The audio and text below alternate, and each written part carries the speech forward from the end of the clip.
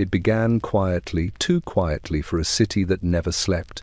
A single cough drifting from an open window on Mulberry Street, another echoing beneath the chandeliers of Fifth Avenue. By the time New Yorkers realized these sounds were answering each other across boroughs, the sickness had already slipped into their parlors, their workplaces, their lungs. Tuberculosis did not storm the city. It breathed its way in, soft as ash, patient as nightfall. You hear it first in the distance, a thin rasp, threading through the winter fog that clings to gas lamps. Then closer, behind apartment walls swollen with damp, behind carriage doors trimmed with gold. No one escapes its reach. The wealthy who believed themselves untouchable discover the disease gliding across their velvet curtains. The poor feel it settle like dust upon their blankets. Consumption does not distinguish between silk and rags. It simply waits for breath. Doctors move through overcrowded wards like pale silhouettes, lantern light trembling over beds kept too warm, windows kept too tightly shut. They speak in low tones, not because they fear the illness, but because they fear the truth. New York, radiant and roaring with progress, is being hollowed from within. The Gilded Age sparkles on its surface, but underneath, the city is drowning in its own air. If you're drawn to stories hidden beneath the glitter, whispered through fog, and written in the breath of millions, stay with me. And before we descend deeper into this shadowed chapter of New York's past, click like, subscribe, and tell me where in the world you're listening from. Your presence helps this history travel farther than the illness ever should have. The sound was so slight at first that no one in the parlor turned their head. It drifted from behind the velvet curtain, one soft cough, almost dainty, as though it wished not to trouble the room. The fire crackled warmly, spreading a gold glow across polished mahogany and crystal decanters, and the guests continued their murmured conversation about winter galas and the newest electric lamps flickering along Broadway. Yet the cough came again, a tremor passing through the heavy drapery like a secret trying to escape. Even then, it carried no urgency.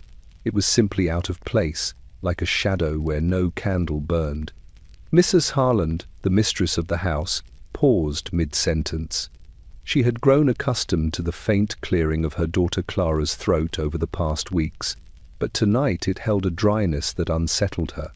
Behind those curtains, Clara sat in her favorite chair, a book resting in her lap, her posture still elegant despite the increasing heaviness in her breathing. The girl insisted she only needed rest, that the season's cold winds had merely caught her unprepared. But seasons changed. The cough did not. When she finally emerged from the alcove, Clara moved with a grace that made her frailty seem almost deliberate. Her gown, a pale blue satin trimmed with lace, swayed gently as she crossed the room. The lamp beside her cast a thin shadow beneath her cheekbones, nothing dramatic, nothing alarming, yet something quietly diminished. The guests noticed at once, exchanging glances too polite to be spoken aloud. Clara Harland, once the most radiant young woman of their circle, had begun to fade as though someone was slowly turning down the light inside her. She smiled, as she always did, with a softness that made people lean closer to hear her. But the smile wavered when her breath caught again, and she reached discreetly for the small handkerchief tucked into her sleeve. When she pressed it to her lips, she turned just slightly away, a gesture learned, not instinctive. One did not display weakness in such rooms. Weakness, after all, was a thing that traveled. Mrs. Harland stepped forward, laying a gloved hand on her daughter's arm. "Perhaps you should rest upstairs," she whispered, though the tremor in her voice betrayed her fear. Clara nodded obediently, but a moment later her knees softened. She sank into a chair, breath fluttering unevenly. The parlor fell into a strained silence, broken only by the quiet hiss of the fire and the faint hum of carriage wheels outside. Dr. Latham was summoned, an old friend of the family, a man whose spectacles always seemed to glint with concern. He arrived within minutes, his overcoat still damp with evening mist. As he knelt beside Clara, His fingers sought the pulse at her wrist with practiced delicacy. His expression did not change, but the pause before he spoke said enough. He requested a lamp, then asked that the curtains be opened for air. Mrs. Harland complied, though she winced as the sharp winter air touched her daughter's face. Clara lifted her eyes to the doctor, a question forming silently in the dimming blue of her gaze. Dr. Latham did not answer it. He asked instead whether the cough had worsened. She nodded faintly. In that moment, something invisible shifted in the room. It was not panic. Panic belonged to the poor, not those who lived behind velvet curtains. It was recognition, a quiet tightening of breath among the guests, a sense that the air itself had thickened. They had all heard stories of families who vanished one by one, of parlors that slowly emptied, of a sickness that crept like a shadow beneath doorways.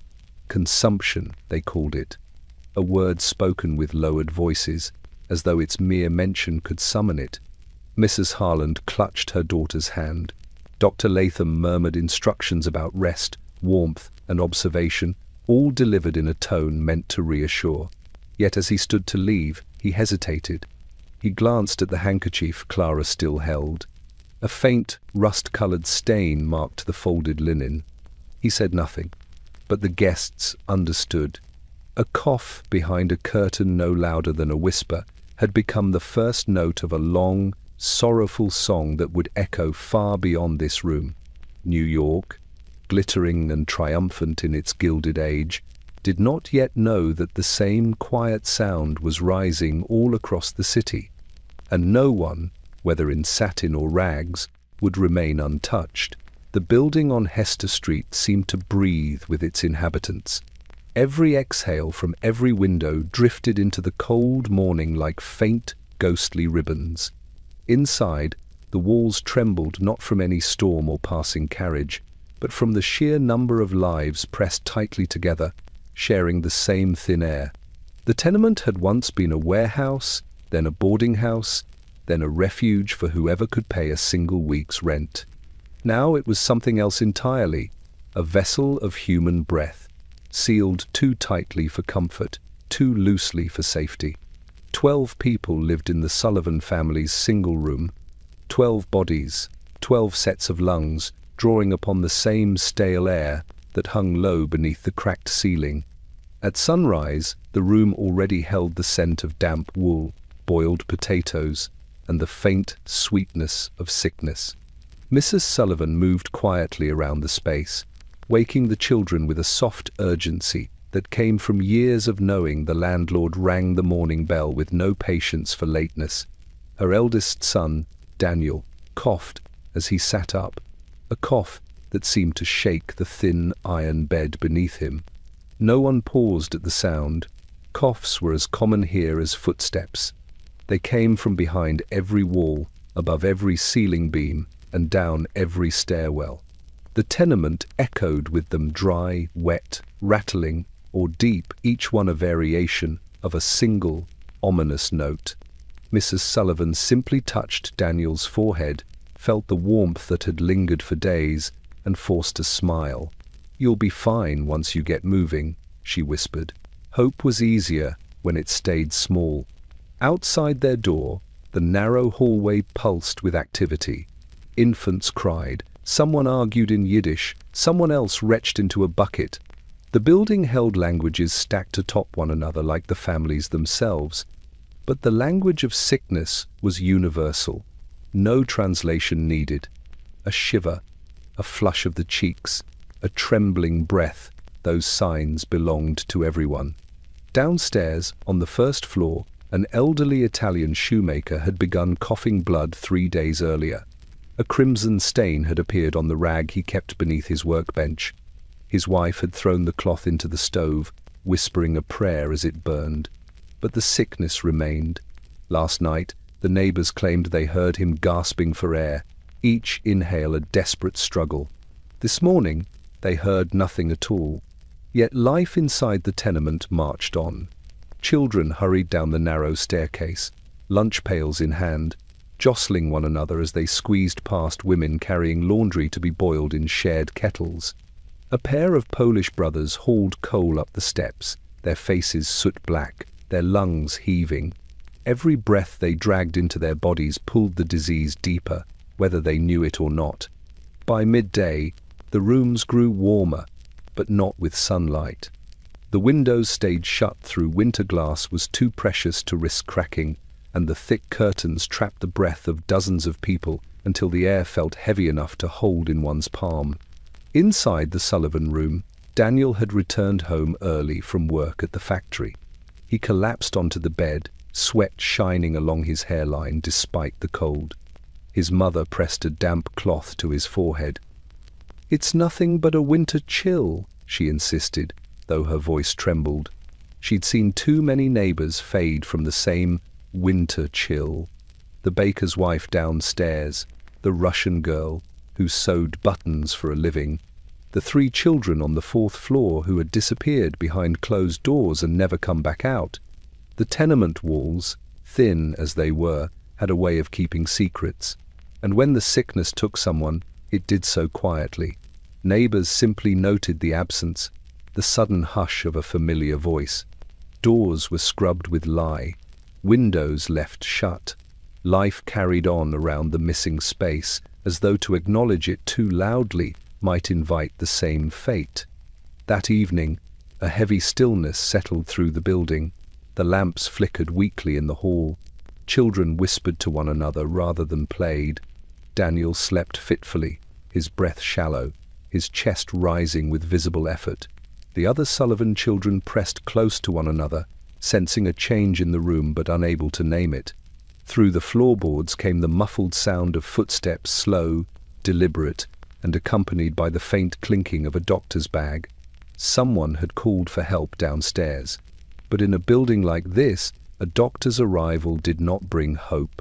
It brought confirmation. The tenement, with its trembling walls and breath-packed rooms, had become more than a home. It had become an incubator for a disease that moved from family to family without ever needing to cross a street. In such places, illness did not knock. It seeped.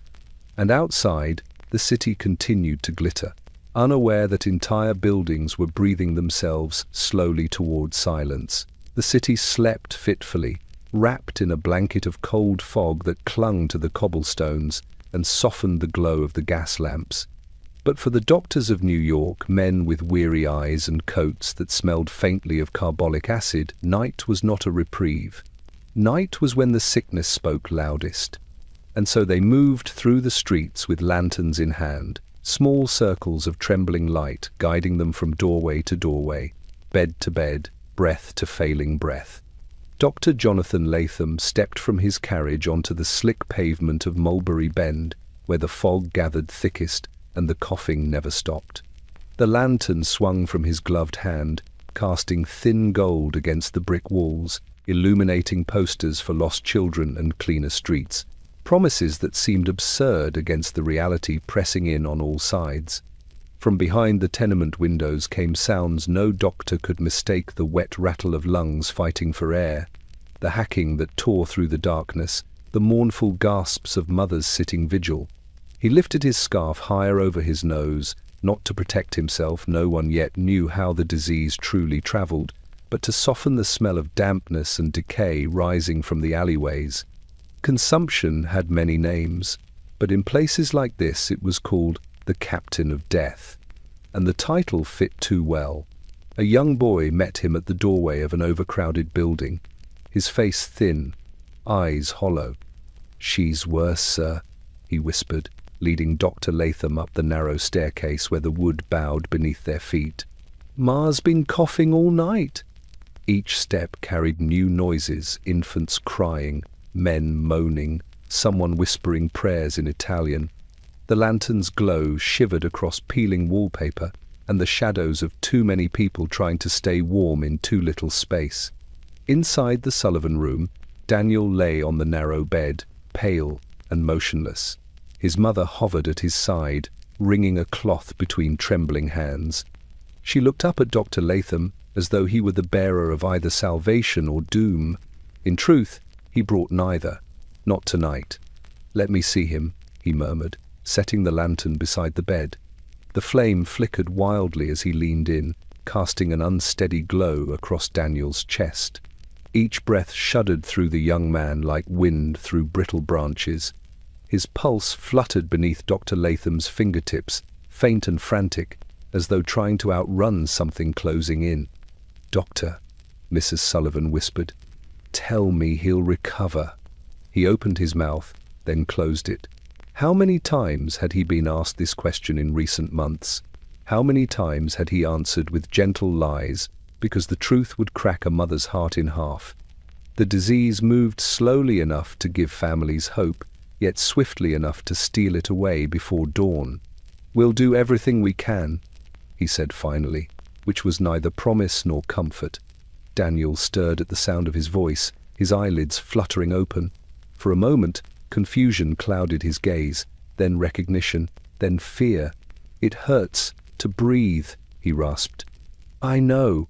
Dr. Latham adjusted the pillows, listening to the faint gurgle deep within Daniel's lungs. It was a sound he dreaded, a sign the illness had seeped into the very cavities that kept a man alive. The lantern light quivered as though recoiling from the truth. He left instructions: warmth, broth, rest, and a cracked window for fresh air, though many still feared the night breeze more than the disease itself. As he stepped into the hallway, the sounds of other rooms reached him, coughing in different pitches, different rhythms, a whole symphony of suffering. And he knew he would be summoned again before the hour was over. Back on the street, he lifted the lantern high.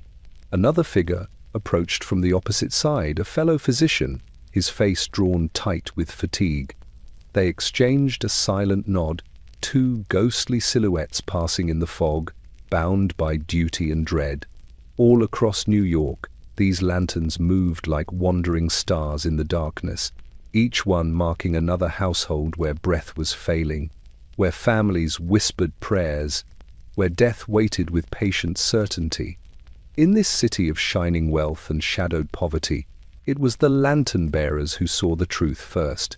New York was not simply sick.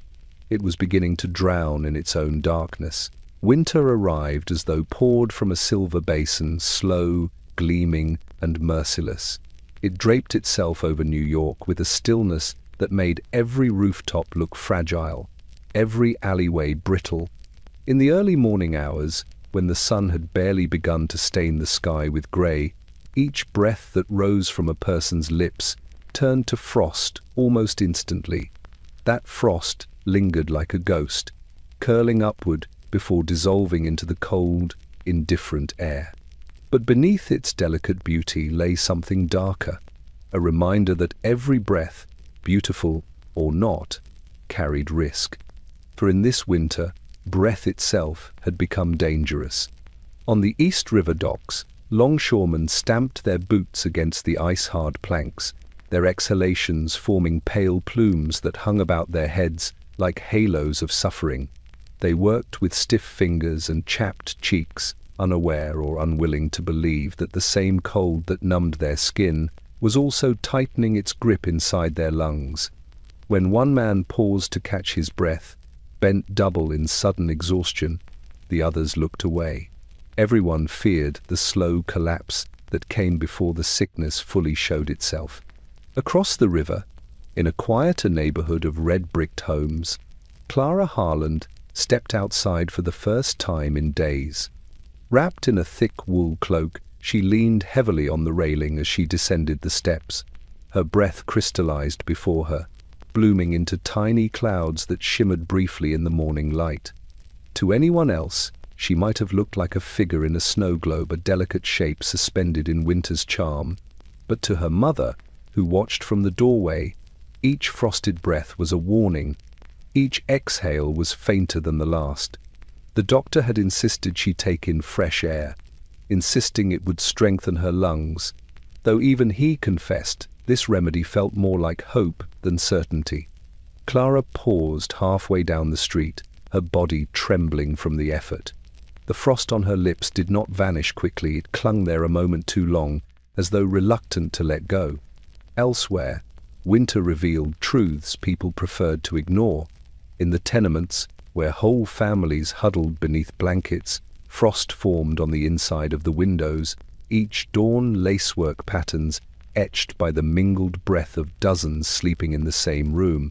Children awoke to see their breath caught mid-air, frozen into faint shapes. Some giggled, others shivered. Their mothers recognized the danger.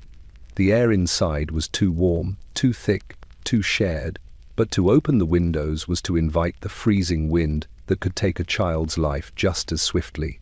In the garment factories, young women sewed beneath guttering lamps, blowing warmth onto their fingertips to keep the needles steady. Each exhale created a thin veil of frost upon their lips. The room was filled with soft white puffs rising from every machine, every worker, a winter chorus of breath.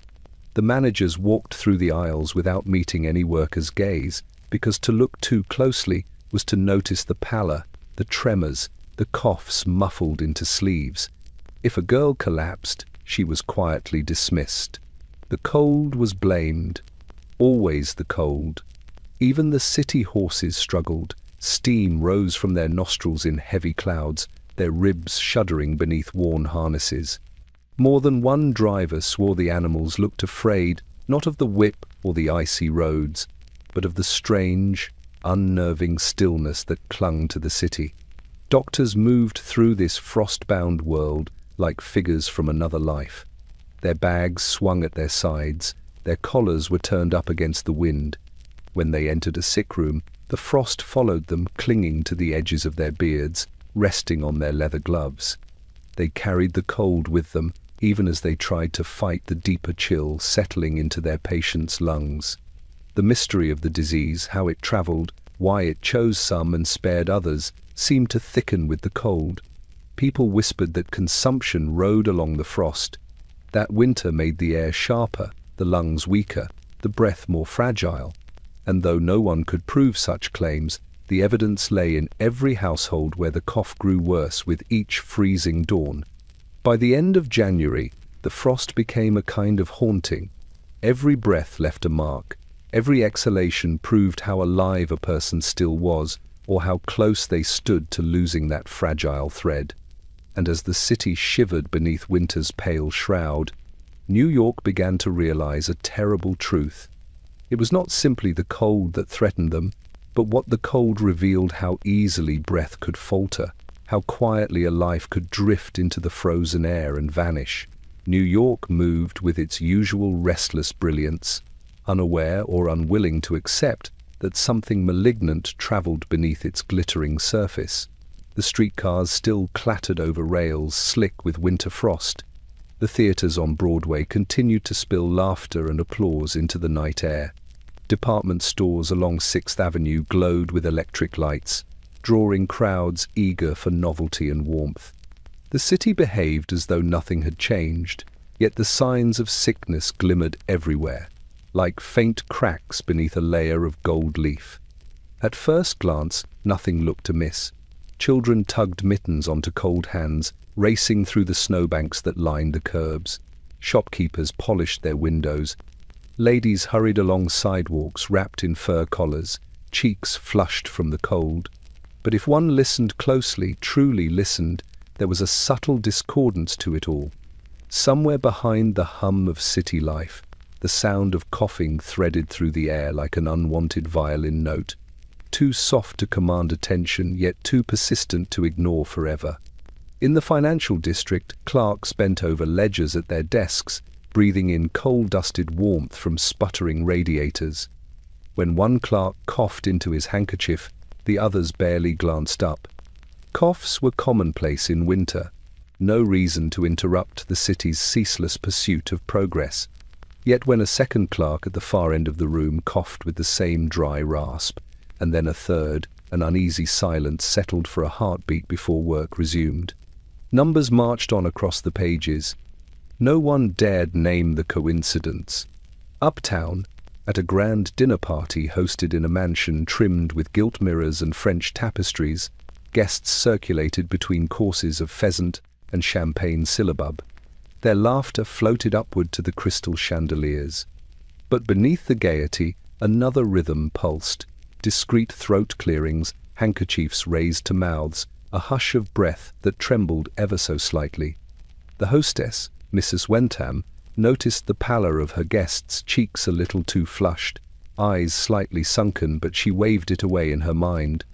Winter was cruel this year. They simply needed rest, she told herself.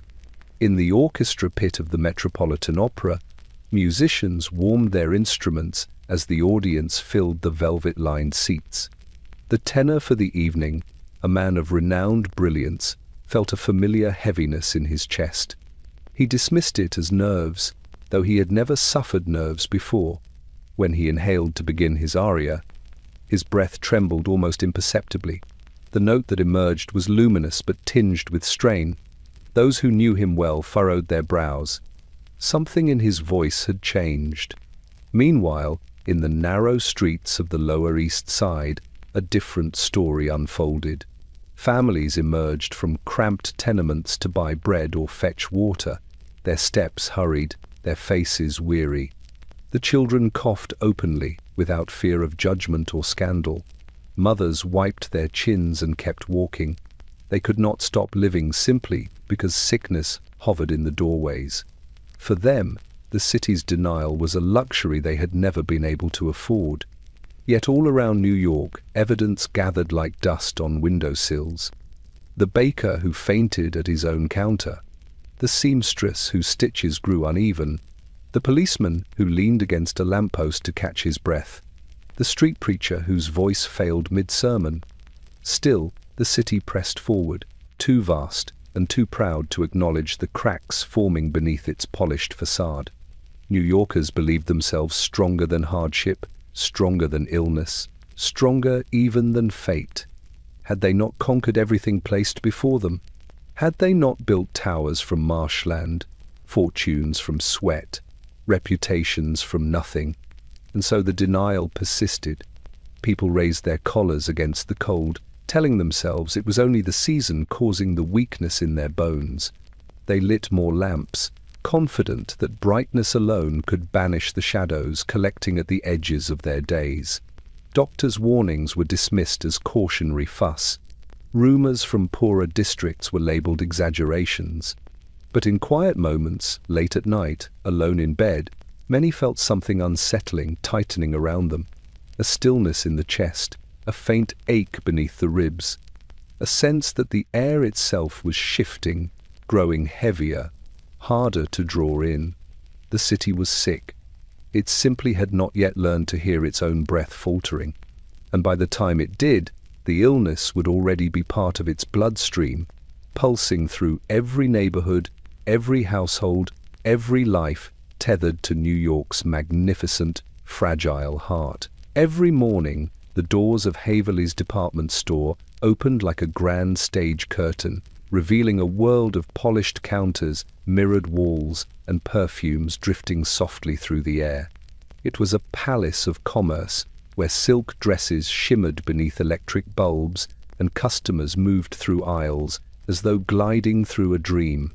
But behind this gleaming facade stood girls whose dreams had long since been traded for wages, small, unpredictable wages dependent on long hours and steady lungs.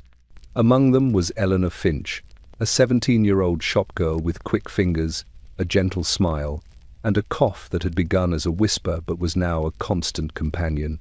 She stood behind the glove counter each day, arranging satin and kid leather with careful precision. Though her hands trembled more often now, no one remarked on it.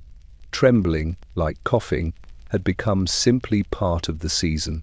The stairs at Haverly's spiraled upward like a gilded ribbon, connecting the bustling ground floor to the quieter millinery department above. Eleanor used to climb them in light, graceful steps. Her co-workers often teased her, calling her the bird on the banister, because she would take the steps 2 at a time, laughing breathlessly at her own speed. But on this morning, as snow drifted in soft veils outside the store windows, Eleanor placed her hand on the banister and felt her strength falter. She lifted her foot to the first step and nearly collapsed. A sharp pain shot through her ribs, as though a cold hand were gripping them from within. She paused, breath trembling out in a faint white cloud.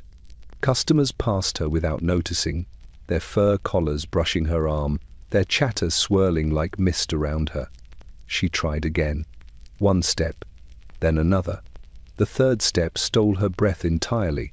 By the fourth, she had to sit.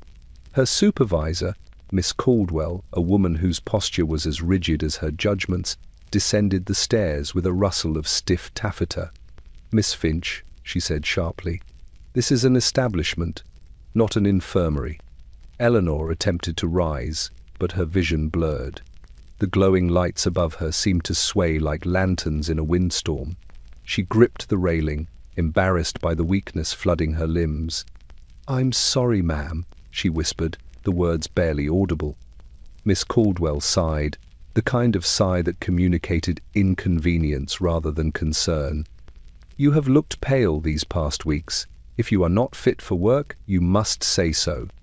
But Eleanor had said so first to herself, then quietly to her mother, then finally in a shaky appeal to the doctor at the charity clinic.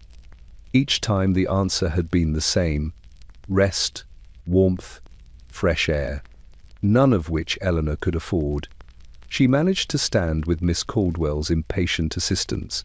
Together, they reached a small staff chair at the side of the staircase, where Eleanor sank down gratefully. Her lungs rattled softly with each inhale, a sound she tried desperately to hide. A nearby customer glanced at her, then away just as quickly. Sick shopgirls were not something patrons wished to acknowledge. Sickness ruined the illusion of luxury. It suggested that the fine goods on display were handled by human hands, tired, fragile hands belonging to girls who lived in crowded rooms, ate too little, and breathed too much of the wrong air. When Eleanor attempted to return to her counter, she found that even standing still demanded more strength than she possessed. Her knees trembled, her chest tightened. The air felt thick, as though the store itself was shrinking around her. By midday, she collapsed behind the partition wall, her body folding gently as a sheet of tissue paper. Her co-workers rushed to her side, whispering her name, fanning her pale face. Someone ran to fetch a doctor. Someone else brought a glass of water. Miss Caldwell stood nearby, wringing her gloved hands with an unease she tried to mask. When Eleanor opened her eyes, she saw the store lights reflected in tiny halos, blurred by tears she hadn't realized she shed. The doctor arrived within minutes, a tired man with a leather bag and winter-chilled cheeks. He touched Eleanor's wrist, her forehead, then listened to the delicate rise and fall of her breath. His expression grew grave. "You cannot work like this," he murmured. "You must rest, child, at once." Eleanor nodded faintly. She wanted to rest. She wanted it more than anything. But as the doctor helped her to her feet, she saw Miss Caldwell's face and realized what rest truly meant. It meant wages lost. It meant rent overdue. It meant becoming another girl who simply disappeared from the store's roster. Outside, the winter wind pressed its cold palms against the glass, as if urging the city to pay attention. But New York did not hear. It only watched Eleanor Finch step into the street, one trembling breath at a time, unaware that the disease hollowing her lungs was hollowing the city as well. The stairs she could no longer climb were only the beginning. Along Fifth Avenue, the carriages moved with deliberate elegance, their wheels carving narrow lines through the fresh dusting of snow. Each carriage was a small world unto itself, velvet upholstered interiors, brass fittings polished until they gleamed, and passengers wrapped in seal fur and satin. From a distance, they seemed like floating jewels gliding through winter's pale breath. But to anyone walking near the curb, another sight revealed itself. Faint, swirling plumes drifting behind each carriage, invisible to the eye unless caught in the right angle of lamplight. These plumes did not belong to the horses. Inside the Barker carriage, Mr. and Mrs. Barker sat opposite each other, returning from an evening at the Metropolitan Opera. Their youngest daughter, Lillian, leaned against her mother's shoulder. Just hours earlier, she had applauded the soprano's aria with delight, her cheeks flush with excitement. Now, her complexion was drained to porcelain. With each exhale, a fragile puff of breath escaped her lips and disappeared into the cold. She pressed her handkerchief to her mouth, stifling a cough that trembled through her thin frame. Mrs. Barker stroked her daughter's gloved hand, offering soft reassurances. "It is merely the winter air, darling. Tomorrow you will feel yourself again." But Lillian had felt the tremor in her chest long before winter arrived. It lingered now, a quiet tapping beneath her ribs, persistent and familiar.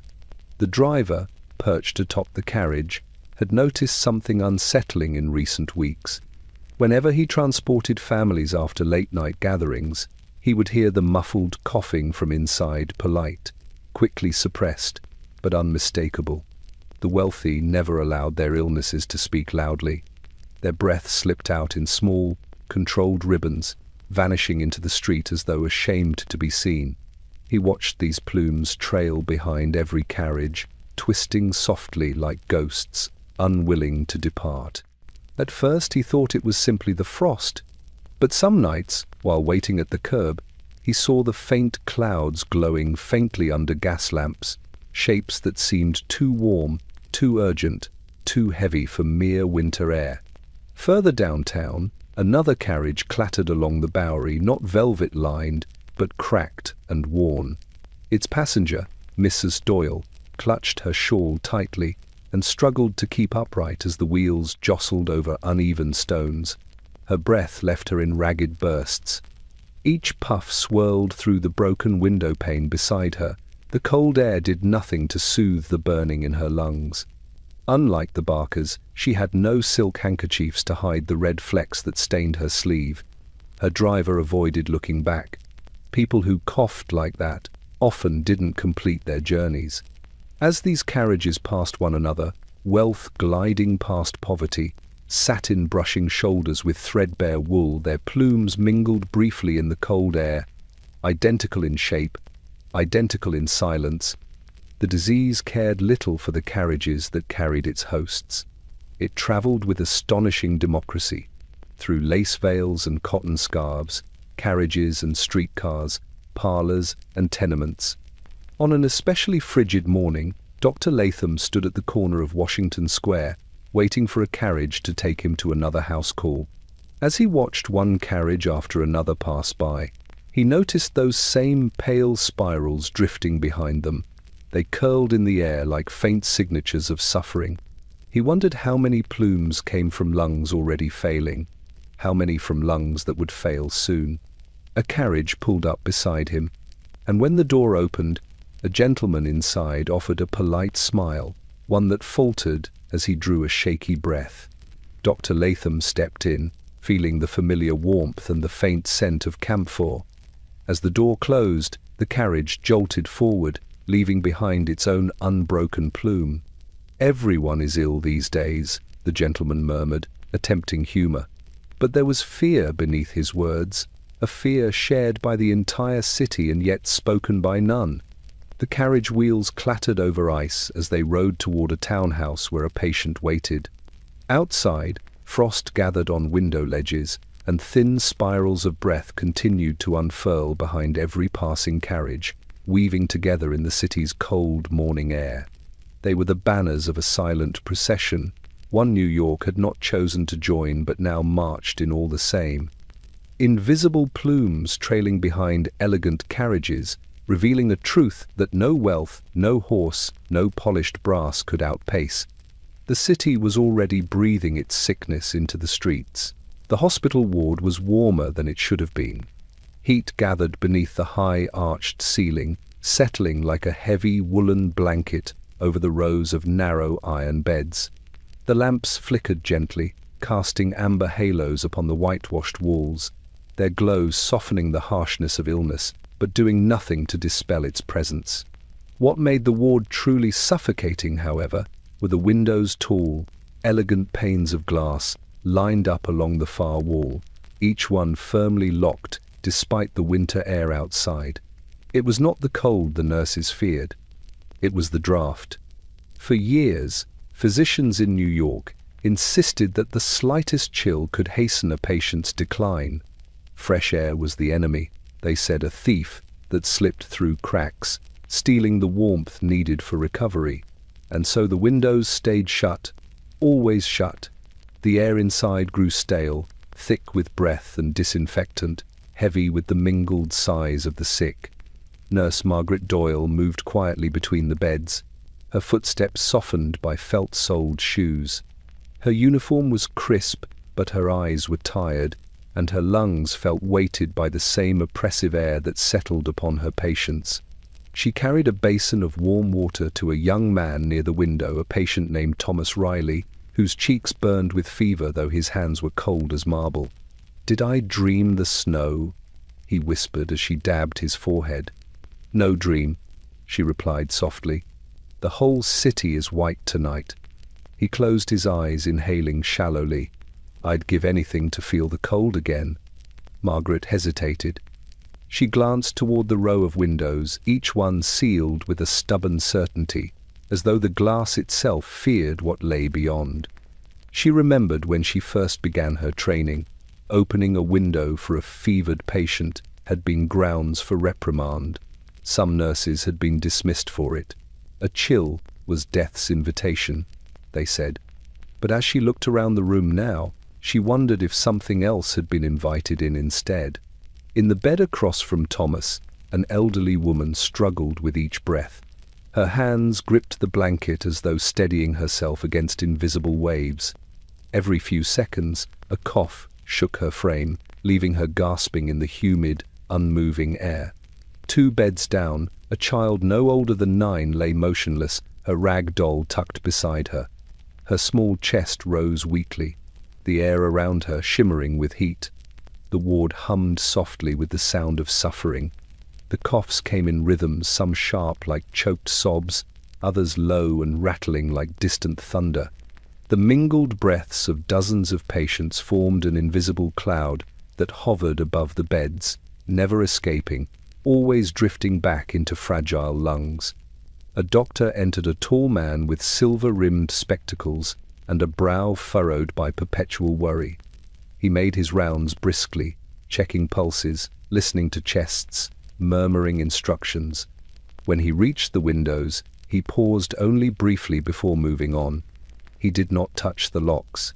He had lost too many patients to chills in his early years to question the rule.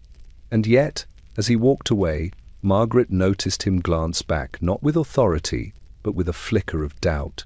She finished tending to Thomas and moved toward the far end of the room where a bucket of used linens waited. As she gathered them, she heard a sound, a faint, desperate whisper. "Please." The air. She turned. It was the elderly woman, her voice no louder than a breath. Margaret approached, leaning close. "What do you need?"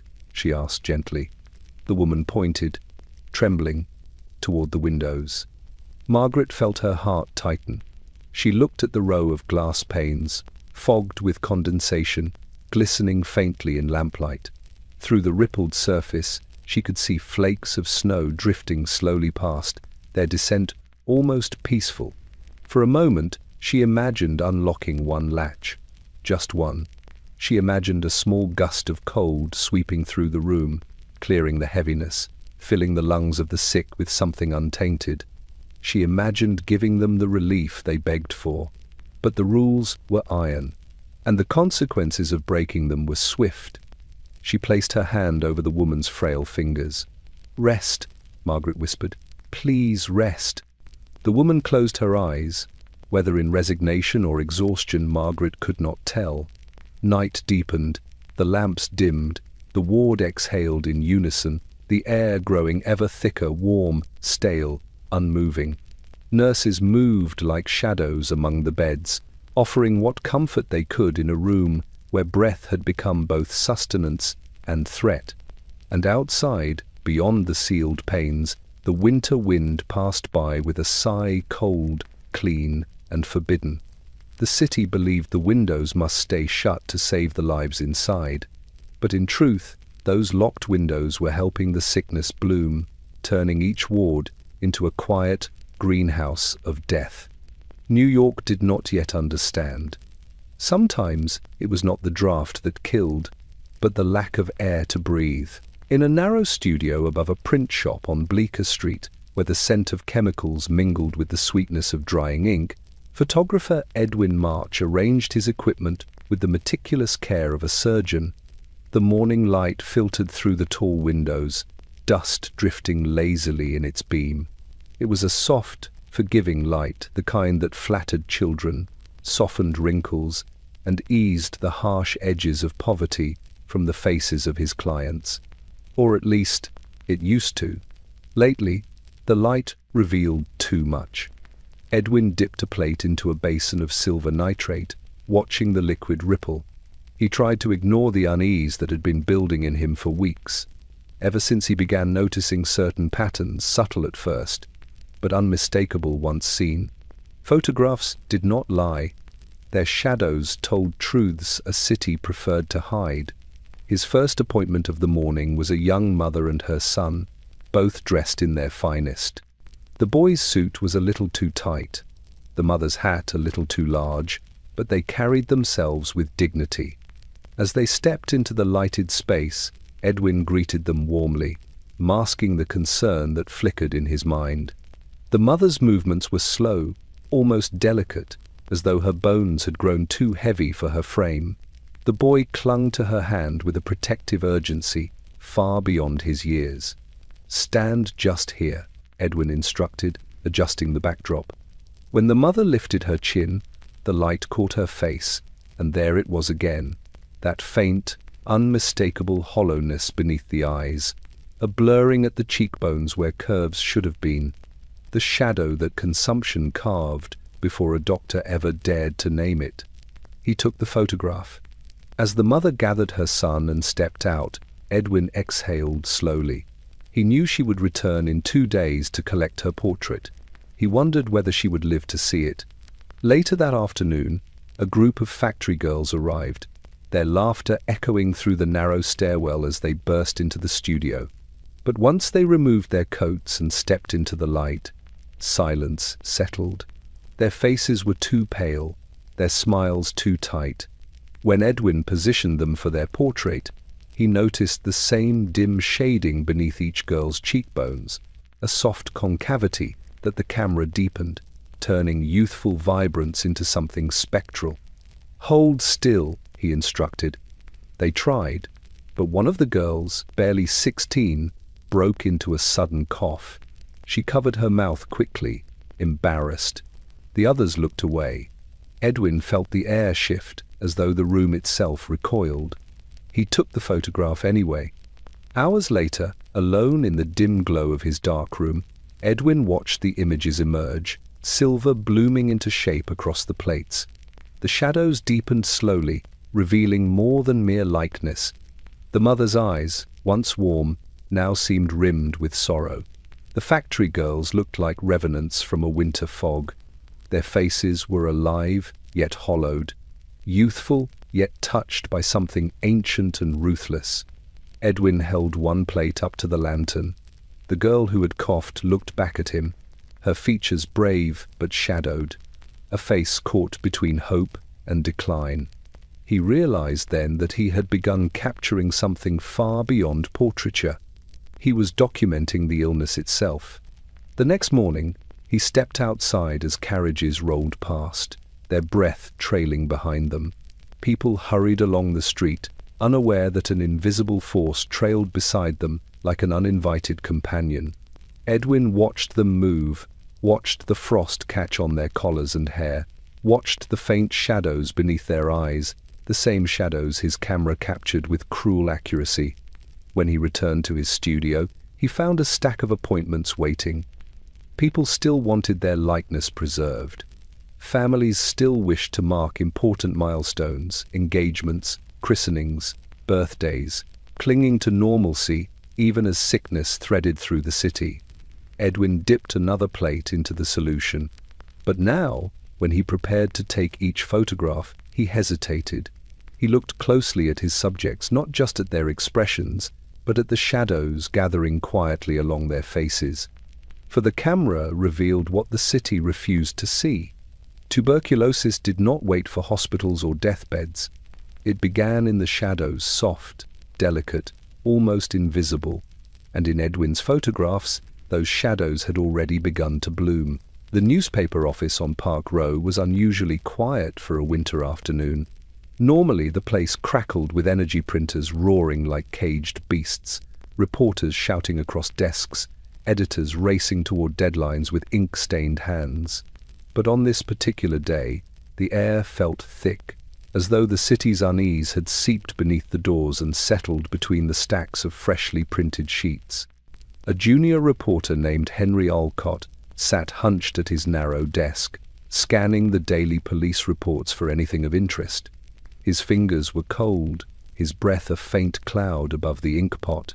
Most of what he read was familiar: petty thefts, factory accidents, political feuds. Nothing hinted at the strange, unsettling pattern. He was beginning to sense something he could not yet name, until he reached the last page.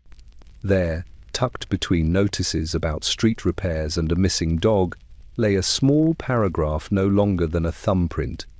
Increased cases of pulmonary afflictions have been noted among factory workers in the Lower East Side. Physicians advise caution during the winter season. Pulmonary afflictions. Henry frowned. A delicate phrase for something weighty. Too delicate. He leaned back, listening to the soft rustle of newspapers being folded and stacked. Outside, the bells of Trinity Church chimed the hour, their echoes weaving through the fog. Henry tapped the notice with his thumb. He'd heard rumors, whispers exchanged between doctors at the coffee houses, murmurs from police who'd visited overcrowded buildings, even the uneasy cough of the typesetter who worked beside him. Pulmonary afflictions. Why not call it what it was? Before he could follow the thought further, the editor-in-chief swept in, a tall man with a broad mustache and a temperament sharpened by 20 years of deadlines. "Alcott?" he barked. "Where's that piece on the waterfront strike?" Henry hesitated. He lifted the clipping instead. "Sir, have you seen this?" The editor glanced at the notice with mild annoyance. "Seasonal illness. Happens every year. Not news." Henry's voice lowered. "What if it's more than seasonal?" The editor paused only long enough to let the silence answer for him. "People are tired of fear, Alcott. They want stories of progress, not sickness. Leave that to the medical bulletins." He moved on, but something in Henry resisted being dismissed so easily. He gathered his coat, notebook, and lantern and slipped outside. Snowflakes drifted through the air, melting on his collar. He walked toward the Lower East Side, his boots crunching softly along the street. The tenements loomed like dark cliffs, each window glowing faintly behind curtains that hid more sorrow than light. As he passed one building, he heard it again, that dry, hollow coughing, layered in different pitches and rhythms. It formed a crude chorus drifting from behind the bricks, rising like steam from the city's lungs. Henry quickened his pace. He interviewed a grocer who stood outside sweeping salt from his doorstep. The man shrugged at his questions but admitted, "It's the strangest thing. More funerals this month than last winter's blizzard." A schoolteacher on Hester Street confided that several children had disappeared from her classroom, their desks left untouched, their books still marked with their final lessons. A factory foreman spoke of workers fainting beside their sewing machines. None of them used the word consumption, but all of them described it. By dusk, Henry returned to the newspaper office, cheeks stinging from the cold, breath clouding in the lamplight. He wrote fast, his pen slicing across the page with urgency. Not panic, just truth. A truth too faint for most to notice, but not for him. He titled his article, "A Curious Increase in Winter Illnesses. Physicians Observe an Unusual Pattern." He placed the draft on the editor's desk. The editor sighed, but something in Henry's steady gaze softened his refusal. "Half a column," he muttered, "buried near the classifieds." It was printed the next morning, its words swallowed among advertisements for cough syrups and cold deliveries. Most readers skimmed past it, mistaking it for seasonal fuss. Some paused, a few frowned. A handful folded the paper more tightly than usual. But somewhere in the city, somewhere between a parlor on Fifth Avenue and a tenement on Hester Street, a single thought took root. Something is wrong. It was only a whisper, faint as a breath against a frosted window. But in a city already coughing in its sleep, whispers were the beginning of alarm. The storm began at dusk, a soft, icy rain that clattered gently against the windows of St. Gertrude's Charity Hospital. By nightfall it had thickened into sleet, then softened again into a fine, glittering snow. The world outside grew quiet beneath its weight, as though the city had been wrapped in gauze. But inside the hospital, silence was impossible. The halls pulsed with motion, breath, fear. Nurse Margaret Doyle had expected a long night, but nothing had prepared her for this. It began with a single cart rattling through the front doors, pulled by a frantic father who carried his unconscious son in his arms. Then another cart arrived, and another. Soon the entrance was crowded with families pressing forward, their faces pale in the lamplight, their bodies trembling from cold and dread. "It came on suddenly," one woman whispered, clutching her young daughter against her chest. "He couldn't stop coughing, God help us. He couldn't breathe." Another sobbed as attendants lifted her husband from the carriage. By 9 o'clock, every bed in the ward was full. By 10, every hallway had become a ward. Doctors rushed between makeshift cots, wooden benches covered in blankets, stretchers propped against walls, even piles of straw hastily arranged to cradle failing bodies. The air grew thick with steam from boiling water, the sting of disinfectant, and the raw human scent of desperation. Margaret moved quickly, her skirts brushing cold stone as she carried basin after basin of water to the newest arrivals. The lamps above her flickered, glowing dimmer with each gust of wind that struck the windows. Shadows swayed across the walls, performing a dance of their own thin silhouettes, rising and falling like weary ghosts. She passed a young man near the stairwell, his breath ragged, his skin fever-warm.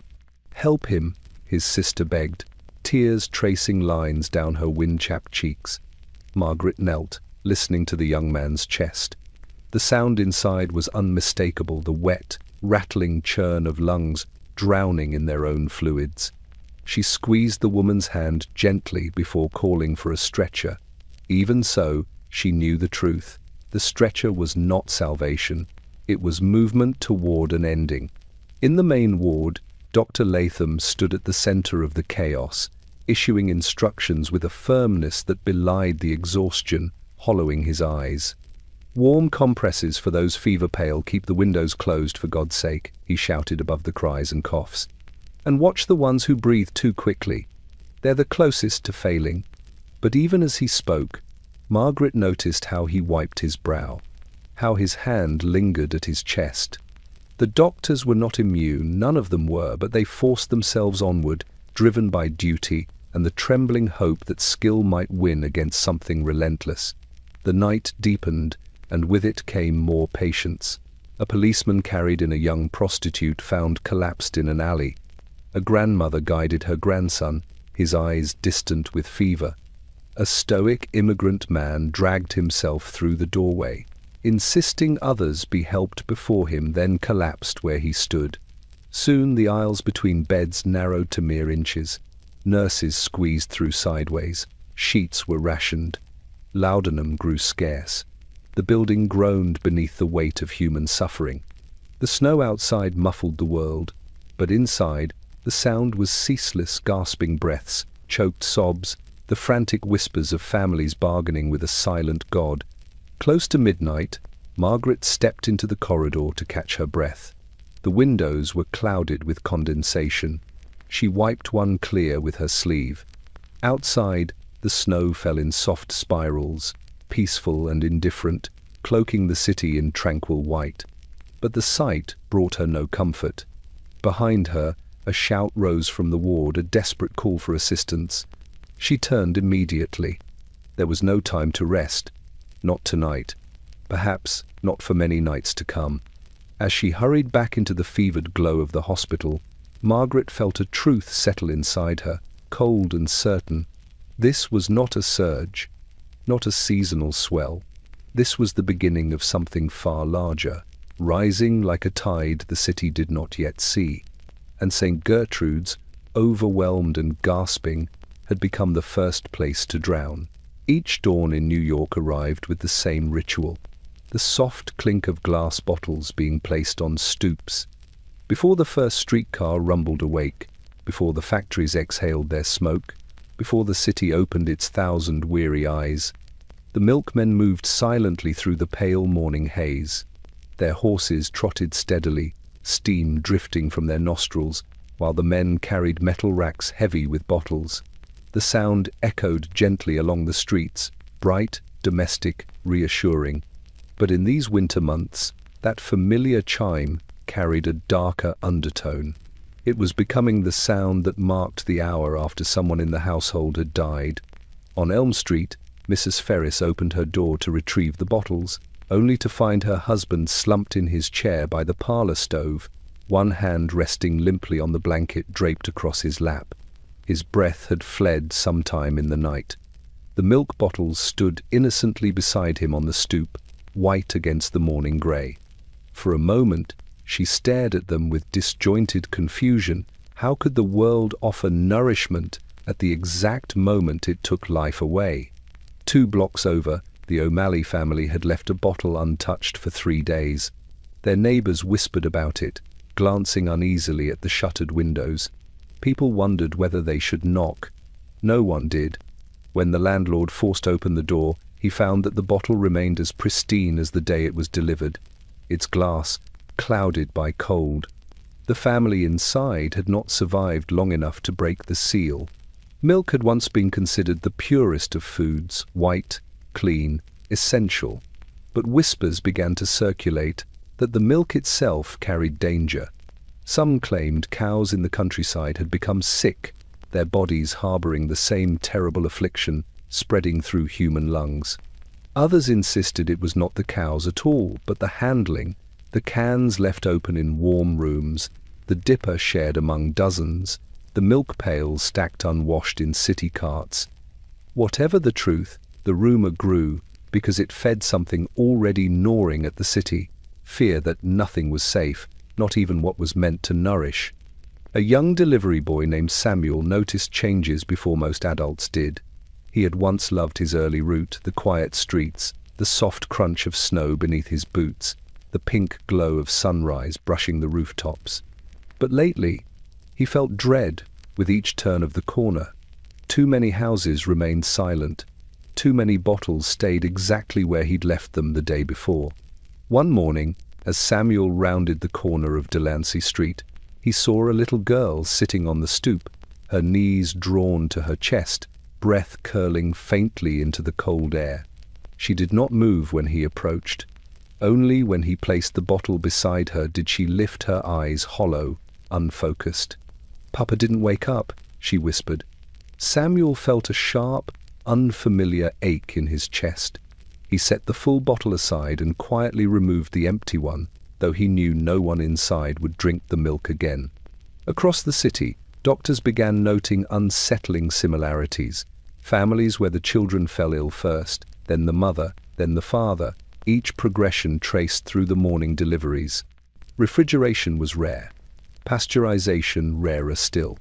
Milk sat in open air at dairies, sloshed in warm cans on train cars, then travelled hours in unrefrigerated wagons before reaching city stoops. It was the perfect medium for disease, though few understood why. And still the milk arrived, day after day, its glass bottles clinking cheerfully on doorsteps where sorrow lived like an uninvited lodger. In wealthier neighborhoods, some families switched to condensed milk or tea for their children, but even these substitutions could not shield them from the illness creeping through parlors and silent bedrooms. In poorer districts, milk remained one of the few affordable staples. Mothers continued to pour it into tin cups, praying over each swallow. By late January, a new pattern emerged. The milkmen themselves began coughing during their morning rounds. Their breath misted into the freezing air with a strange heaviness. More than one stumbled on icy steps, dizzy from fever. A few simply never returned to their roots. Samuel, too, began to cough. He tried to hide it, covering his mouth with a thin sleeve as he moved from stoop to stoop. But each morning, the cough grew sharper, scraping at his lungs. He clung to the rhythm of his duties, the clink of bottles, the crunch of snow, the breath that fogged before him, but the sound no longer comforted him. For now, when he heard the chime of glass in the cold dawn, he thought only of the houses behind those doors, some waking, some grieving, some silent forever. Milk, once a symbol of life, had become an accidental messenger of death. And New York, though not yet ready to acknowledge the truth, was beginning to suspect that even its simplest rituals were turning against it. At dawn, the factories awoke before the city did. Their chimneys rumbled, coughed, and finally released thick plumes of smoke that drifted across the rooftops like dark, unfurling banners. Inside, the machinery shuddered to life, belts tightening, gears turning, iron arms lifting and lowering with relentless rhythm. To some, the factories symbolized progress, the proud engines of New York's prosperity. But to those who labored within them, they were lungs vast, mechanical lungs that inhaled the strength of workers and exhaled something far colder. In the sewing room of the Merriman Garment Works, scores of women sat shoulder to shoulder on wooden stools, their fingers flying over cloth with practiced speed. The air vibrated with the steady clatter of needles piercing fabric, the hum of treadles, and the occasional barked order from the foreman. But beneath these familiar sounds came a softer one, a chorus of dry, rasping coughs, growing more frequent with each passing week. The windows, coated with soot and frost, remained shut despite the sweltering heat inside. Steam radiators hissed against the walls, fogging the glass and trapping the workers in a heavy cloud of warm, stagnant air. Some women loosened their collars, others dabbed sweat from their brows, but none slowed their pace. Every garment finished meant another penny earned, every pause meant less. Among the workers was Maria Kowalski, a Polish immigrant whose delicate frame belied her unyielding determination. She stitched faster than almost anyone in the room, not out of ambition but necessity. Her younger siblings depended on her wages, but lately her hands had grown unsteady, her breath shallow. That morning, as she bent over her sewing machine, a cough seized her so violently she had to grip the edge of the table to stay upright. "You all right, Maria?" whispered the girl beside her. Maria nodded, forcing a thin smile, but her eyes betrayed her. They had a glassy sheen, the faint shimmer of fever hiding beneath their calm surface. She straightened her posture, willing strength into her limbs. The factory did not tolerate weakness. Anyone who faltered was sent home and often never returned. At the far end of the room, a manager observed the workers with a detached, clinical gaze. He noticed the coughing. Of course he would have been blind not to. Yet he dismissed it as winter illness, something expected, something ordinary. Production must continue. Orders must be filled. Customers cared for quality, not the health of the hands that produced it. But outside the factory walls, the streets told a different story. Ambulances, horse-drawn, their bells faint and mournful, had begun to appear more often, especially near industrial districts. Workers staggered out of factories mid-shift, collapsing on curbs with trembling breath. Some never made it home. Others dragged themselves back only to sink into bed, feverish and fading. Doctors who visited these tenements found entire families sick, often beginning with the one who worked in the factories. They returned with soot on their fingertips and sorrow etched into their expressions. The air in those buildings, one physician muttered grimly to Dr. Latham, is a poison the city refuses to see. Meanwhile, At Merriman Garment Works, the day wore on. Heat gathered, breath thickened. The walls themselves seemed to inhale and sigh beneath the weight of human exhaustion. As evening approached and the foreman finally dismissed the workers, Maria stood slowly, her legs trembling. She wrapped her scarf tightly around her neck and joined the stream of women descending the narrow staircase. Outside, the cold struck her like a wall. For a moment, she gasped, not from the chill, but from the shocking clarity of the air. Each breath felt foreign, sharp, almost painful. She began the long walk home along the crowded street, passing factories whose doors were still open, still exhaling misery into the night. Behind her, another cough echoed, then another. She did not turn back. She didn't need to. She knew the sound too well now.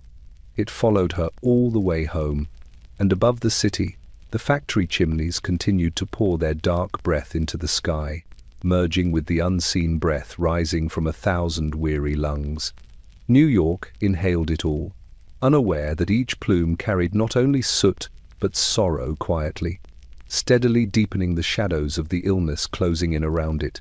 On the corner of Madison Avenue stood the Whitaker Mansion, a grand, 4-story edifice of polished limestone and ornate ironwork, its windows tall and proud like the eyes of a society that believed itself immune to suffering.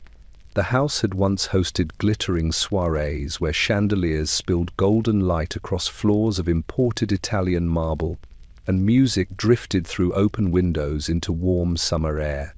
But now, in the depth of winter, the mansion appeared shrouded in secrecy. Its curtains were drawn at all hours, muffling the light within, guarding the quiet dread that had taken residence inside. Few people on the street knew the truth, but the servants whispered it behind the pantry doors. Eleanor Whitaker, the family's beloved eldest daughter, had developed a cough that no tonic, no warm broth, no physician's reassurance could soften. Her beauty had been the pride of the Whitaker lineage. Her presence filled drawing rooms with laughter. But when the coughing began, soft and intermittent, the family dismissed it as fatigue from a busy social season. They dismissed it for far too long. Now she lay in a shadowed bedroom overlooking the snow-covered garden, her once radiant complexion pale as porcelain. Each breath rattled faintly, as though something deep inside her fought for room.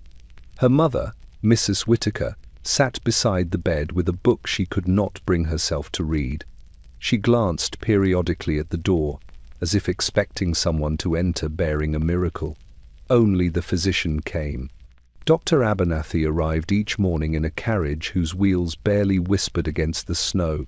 His footsteps up the mansion steps were slow, respectful, heavy with the knowledge he carried. As the butler ushered him up the grand staircase, he stole a moment to steady himself. The wealthy expected answers, solutions, certainties, but consumption offered none. Even in its earliest stages, it crept through the body with a grace that disguised its lethality. He entered Eleanor's room with his usual composure, though the lamplight revealed worry etched along his brow. Eleanor turned her head slightly upon hearing his voice. Her lips curved into a faint smile, but her breath stuttered, breaking the expression like fragile glass. "Doctor," she whispered, her voice soft as dust.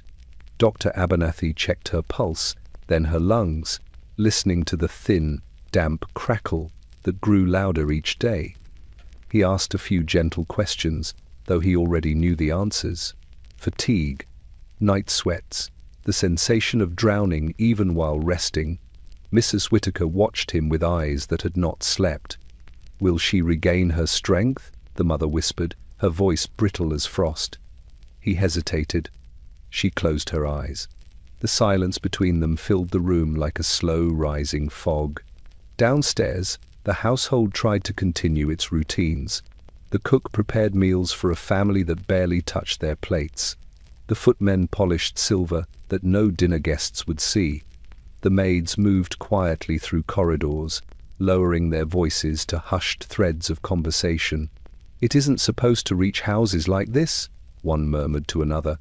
But illness cared nothing for chandeliers or marble floors. Tuberculosis slipped beneath velvet curtains as easily as it slipped beneath tenement doorframes. The Whittaker mansion, for all its grandeur, was no bastion against breath-borne fate. Outside, the gossip began. Neighbors noticed the closed curtains, the absence of carriages arriving for soirees, the way Mrs. Whittaker no longer appeared at charitable luncheons. Rumors drifted like snowflakes, delicate but persistent. "Did you hear? The Whittaker girl? Something dreadful. What illness closes every curtain in a house of that size? In these months? Perhaps the same thing taking so many downtown." No one dared speak the word aloud in drawing rooms, but in servants' quarters, kitchens, bakeries, and street corners, it was whispered with an uneasiness that spread quickly. Consumption. One afternoon, as the sun cast a thin gold across the snow, Eleanor asked her mother to open the curtains. Mrs. Whittaker hesitated fearfully, almost superstitiously, but did as her daughter wished. Light poured into the room, pale yet warm. Eleanor lifted her hand toward it, marveling at its softness. Her breath trembled in the brightness. "It's beautiful," she murmured. Her mother brushed a strand of hair from her temple, blinking back tears. "Yes, my dear, it always has been." But the truth weighed heavily on them both. The light could no longer reach her in the way it once had. The illness had already woven itself through her lungs, thin and unrelenting, like frost on a window pane. Outside, the mansion looked unchanged, imposing, immaculate, dignified. But behind those drawn curtains, a life was dimming. And in New York, where wealth often believed itself shielded from the miseries of the poor, the Whittaker household was learning a quiet, devastating truth. Consumption did not distinguish. It entered every home where breath was drawn, and it never left empty-handed. Every evening, as dusk settled over New York like a veil of thinning lavender smoke, the streetcars began their clattering procession along iron rails slick with frost. Their lanterns glowed weakly through the winter haze, illuminating faces pressed against fogged windows, faces pale with exhaustion, hollowed by the day's labor, etched with worry. At a glance, the streetcars appeared ordinary, crowded with workers returning home. But to anyone paying close attention, the truth shimmered beneath the surface. These cars were filled with ghosts in waiting, the living already claimed by sickness though still walking among the healthy. Streetcar number 27 rattled down Broadway, its wheels sparking faintly each time they struck a warped section of track. Inside, the passengers swayed in rhythm with the movement, packed shoulder to shoulder, breath mingling in the stale air. The doors remained shut to keep the cold out, trapping warmth and something else within. A seamstress named Clara O'Reilly clutched the strap above her as the car lurched forward. Her breath fogged the glass near her cheek, leaving a faint outline she did not notice. She wore no gloves, she could not afford them, and her fingers trembled as though guiding invisible needlework. When the cough overtook her, she tried to stifle it, pressing a worn handkerchief to her lips. A faint smear of red blossomed across the fabric. She folded it quickly to hide the stain. Beside her, a baker's apprentice leaned heavily against the rail, his eyelids drooping, chest rising in shallow, uneven waves. Across from them, a bookkeeper breathed in wheezing bursts, his face flushed with fever. Others coughed quietly into sleeves or scarves, as though embarrassed by their own bodies' betrayals. The sound never ceased, soft, persistent, rhythmic, like a morbid lullaby carried along the rails. None of the passengers spoke. Words required breath, and breath had become a precious commodity. At the far end of the car sat an elderly man with a cane carved from oak. He had boarded at Union Square, steady but solemn, and now sat observing the car with the weary wisdom of someone who had seen illness take hold more than once in his lifetime. With each stop, more passengers crowded in, unaware of or resigned to the suffocating air thickening around them. The conductor, Mr. Tom Barlow, made his rounds through the aisle, collecting fares with trembling fingers. He had once been a robust man, known for his hearty laugh and brisk stride. Now he walked slower, pausing between passengers, as though each step cost him something unseen. When he slipped the fares into his leather pouch, he breathed out a low sigh that rattled faintly in his throat. He had been fighting a cold for weeks, or so he insisted. But the pallor beneath his skin told another story. As the streetcar turned onto Canal Street, a sudden jolt caused several passengers to stagger. Clara O'Reilly's hand slipped from the strap, and she nearly fell. A stranger caught her, steadying her gently. For a brief moment, their breaths mingled, two quiet clouds dissolving together in the frigid air. "Thank you," she whispered, her voice thin. He only nodded. He had no strength to spare. Outside, the city glowed with lamplight, the streets shimmering with snowmelt and soot. But from inside the streetcar, the world seemed distant, blurred behind frost-streaked windows, and filtered through the collective suffering of those within. The streetcar continued on, a moving capsule of quiet desperation, ferrying its passengers not simply toward home, but toward a slow, choking fate none dared speak aloud. When the car finally reached its last stop, passengers disembarked into the brittle evening air one by one, their footfalls muffled by snow. Clara stepped onto the pavement, pausing momentarily as the cold seized her lungs. She pressed the handkerchief to her lips again. The red stain had darkened. Behind her, the streetcar sat momentarily still, steam rising from its roof in soft, ghost-like tendrils. Mr. Barlow remained inside a moment longer, gripping the metal pole for support as a wave of dizziness overtook him. When he finally stepped down, he nearly stumbled. No one noticed. The city buzzed on, indifferent to the fragility of the bodies moving through it. As the night deepened, streetcar after streetcar rolled through the veins of New York, each carrying its quiet cargo of the ill, the fading, the soon-to-be-forgotten. They drifted through the city like funeral barges, disguised as engines of progress. And though no one said it aloud, everyone knew. These were not merely passengers. They were the city's future ghosts, commuting through the final chapters of their lives, one stop at a time. The schoolhouse on Orchard Street stood modestly beneath the winter sky, its brick walls faded by years of soot and sea wind. Inside, the classrooms smelled of chalk, coal dust, and the faint sweetness of wool coats drying near the stove. It was a place meant for order and learning, small hands raised in earnest questions, the comforting scrape of pencils on slates. But as January deepened, the rhythm of the school had begun to falter, and Miss Lydia Harrow felt the change like a stone settling at the base of her throat. She noticed it first in the attendance book. Each morning she ran her finger down the neat list of names, marking those present with a crisp check. But every few days, another name remained unmarked. At first she assumed winter colds, the usual misfortunes of the season, but the empty desks multiplied silently, like shadows growing longer with each passing dawn. By mid-month, 7 desks were vacant. By the end of the next, 12. Miss Harrow, a young woman with steady hands and a voice gentle enough to soothe even the rowdiest pupils, tried to ignore the dread curling through her as she surveyed her classroom.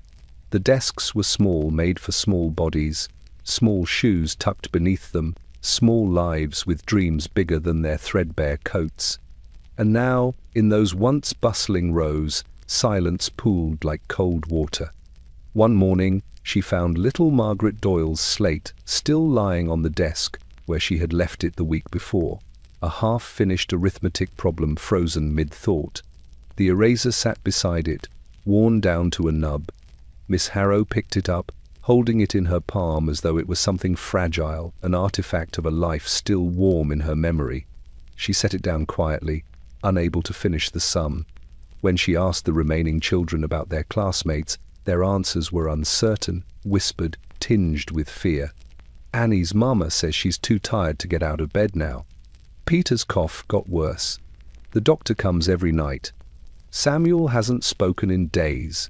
His brother says he just stares at the ceiling. And Tommy, he's gone. Gone.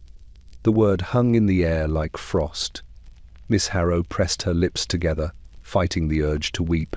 They were too young to understand the finality carried in such a simple word, but she understood.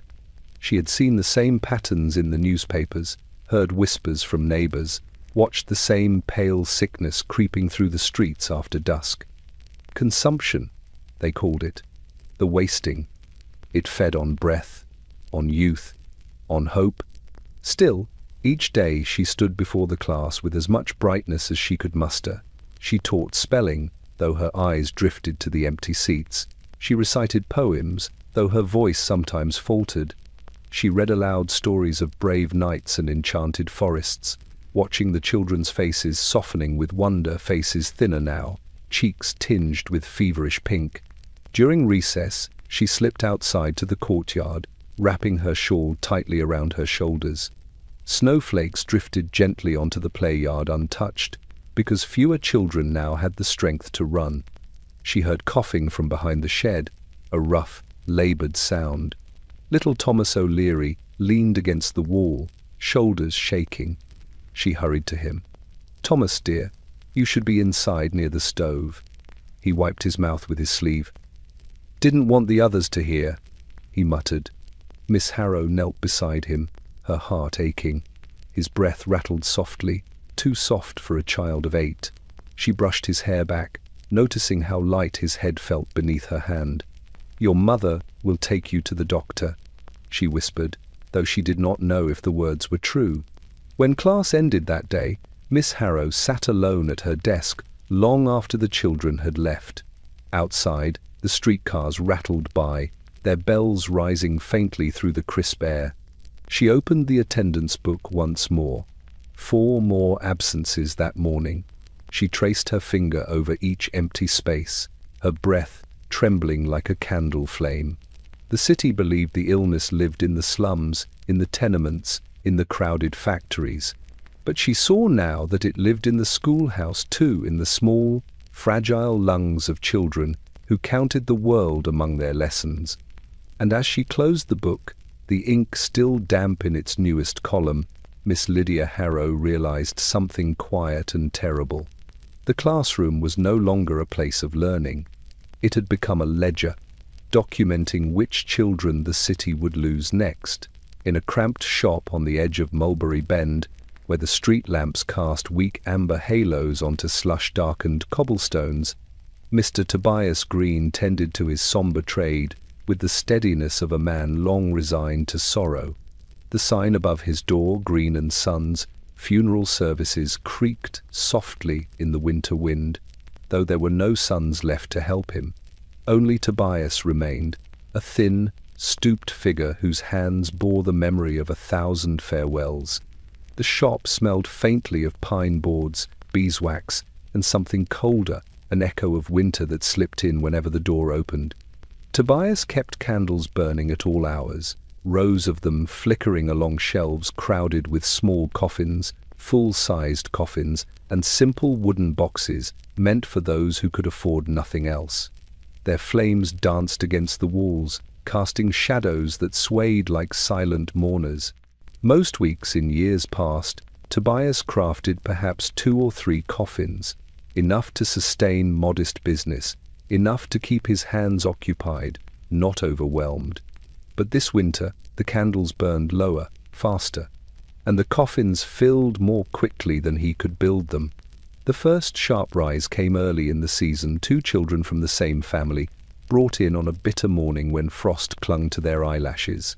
Tobias worked through the night to prepare their resting places. He carved their names with careful, steady strokes, pausing only when the grief in the parents' eyes became too difficult to bear. Then came the factory girl, thin as a reed, her breath stolen long before her youth should have dimmed. Then the elderly shoemaker from Hester Street, whose wife sobbed quietly in a corner chair as Tobias washed and dressed him for burial. Then the clerk, who had collapsed on the streetcar. Then the servant girl from a mansion uptown. Then, most heartbreaking of all, an entire row of children's coffins, ordered by a schoolteacher with trembling hands. Night after night, Tobias found himself working by candlelight, his tools casting long shadows across the workbench. The rasp of his plane on wood became a constant companion, a mournful rhythm, steady and inevitable. The wood shavings curled like pale ribbons onto the floor.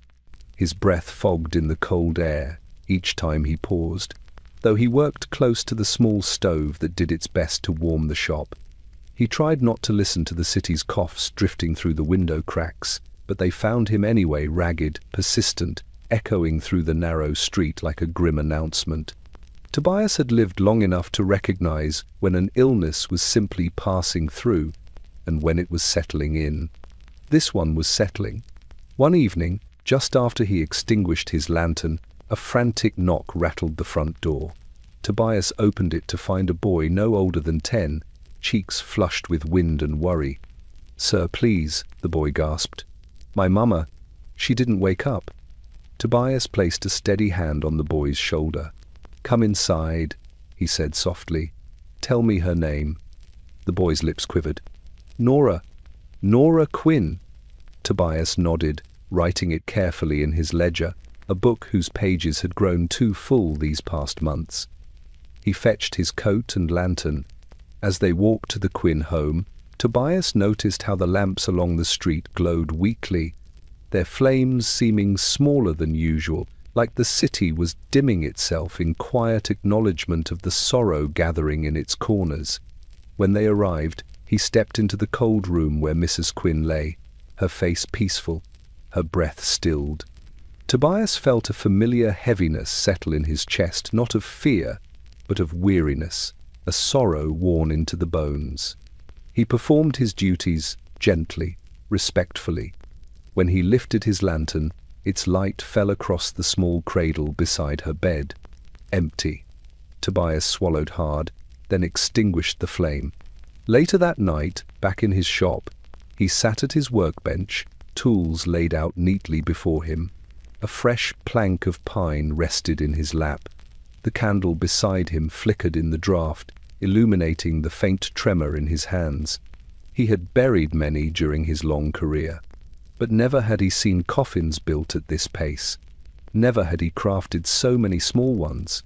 Each board he cut, each nail he tapped into place, felt like carving another piece from his own spirit. Outside, the wind carried the faint wail of a distant siren. Inside, Tobias leaned over the wood and whispered the same quiet blessing he spoke for all the departed. "Peace to you, peace to those who loved you." But as the candle burned lower and the shadows lengthened, Tobias understood something that chilled him deeper than the winter air ever could. New York was no longer simply grieving the dead, it was preparing for more. And his shop, once a modest business, had become an unwitting ledger of the city's suffering, recorded one coffin at a time. In the chilly lecture hall of Bellevue Hospital, where stone walls held the echoes of decades of medical debate, a simmering tension had begun to take shape. The long oak table at the center of the room was cluttered with papers, stethoscopes, glass syringes, and half-drunk cups of bitter coffee. Lamps hissed faintly, casting wavering light across the assembled physicians, men in heavy coats, beards rimed with frost from the walkover, faces lined with worry and pride in equal measure.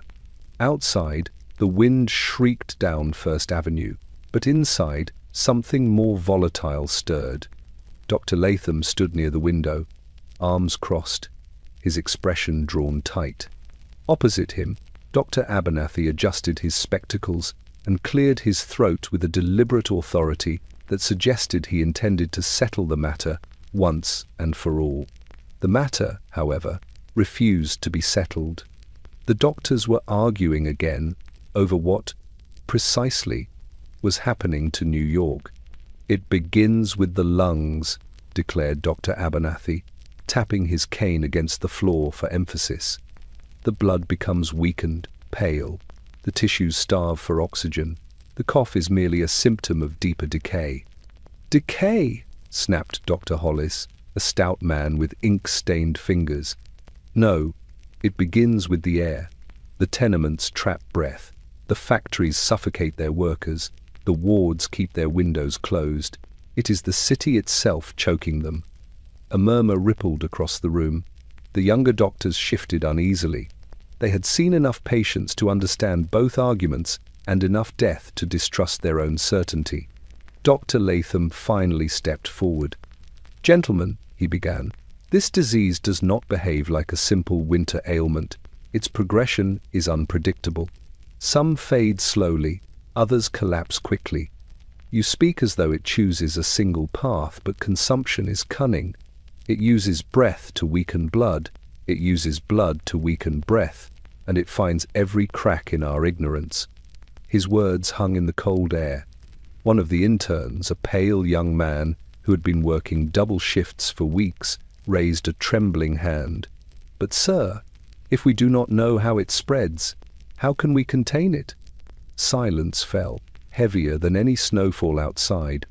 Dr. Abernathy coughed into his handkerchief. He had been doing that more often lately, though none dared mention it. "Containment," he muttered, "begins with isolation. Remove the sick from the city, place them in sanatoria, fresh air, sunlight, elevation. It is the only proven method." Dr. Hollis bristled. "Proven? Proven for the wealthy who can afford to be shipped away to the Adirondacks. What of the laborers? What of the children in the tenements? Shall we send entire neighborhoods to the mountains?" A low murmur of agreement followed. "Besides," he added, "we are not even certain fresh air is beneficial.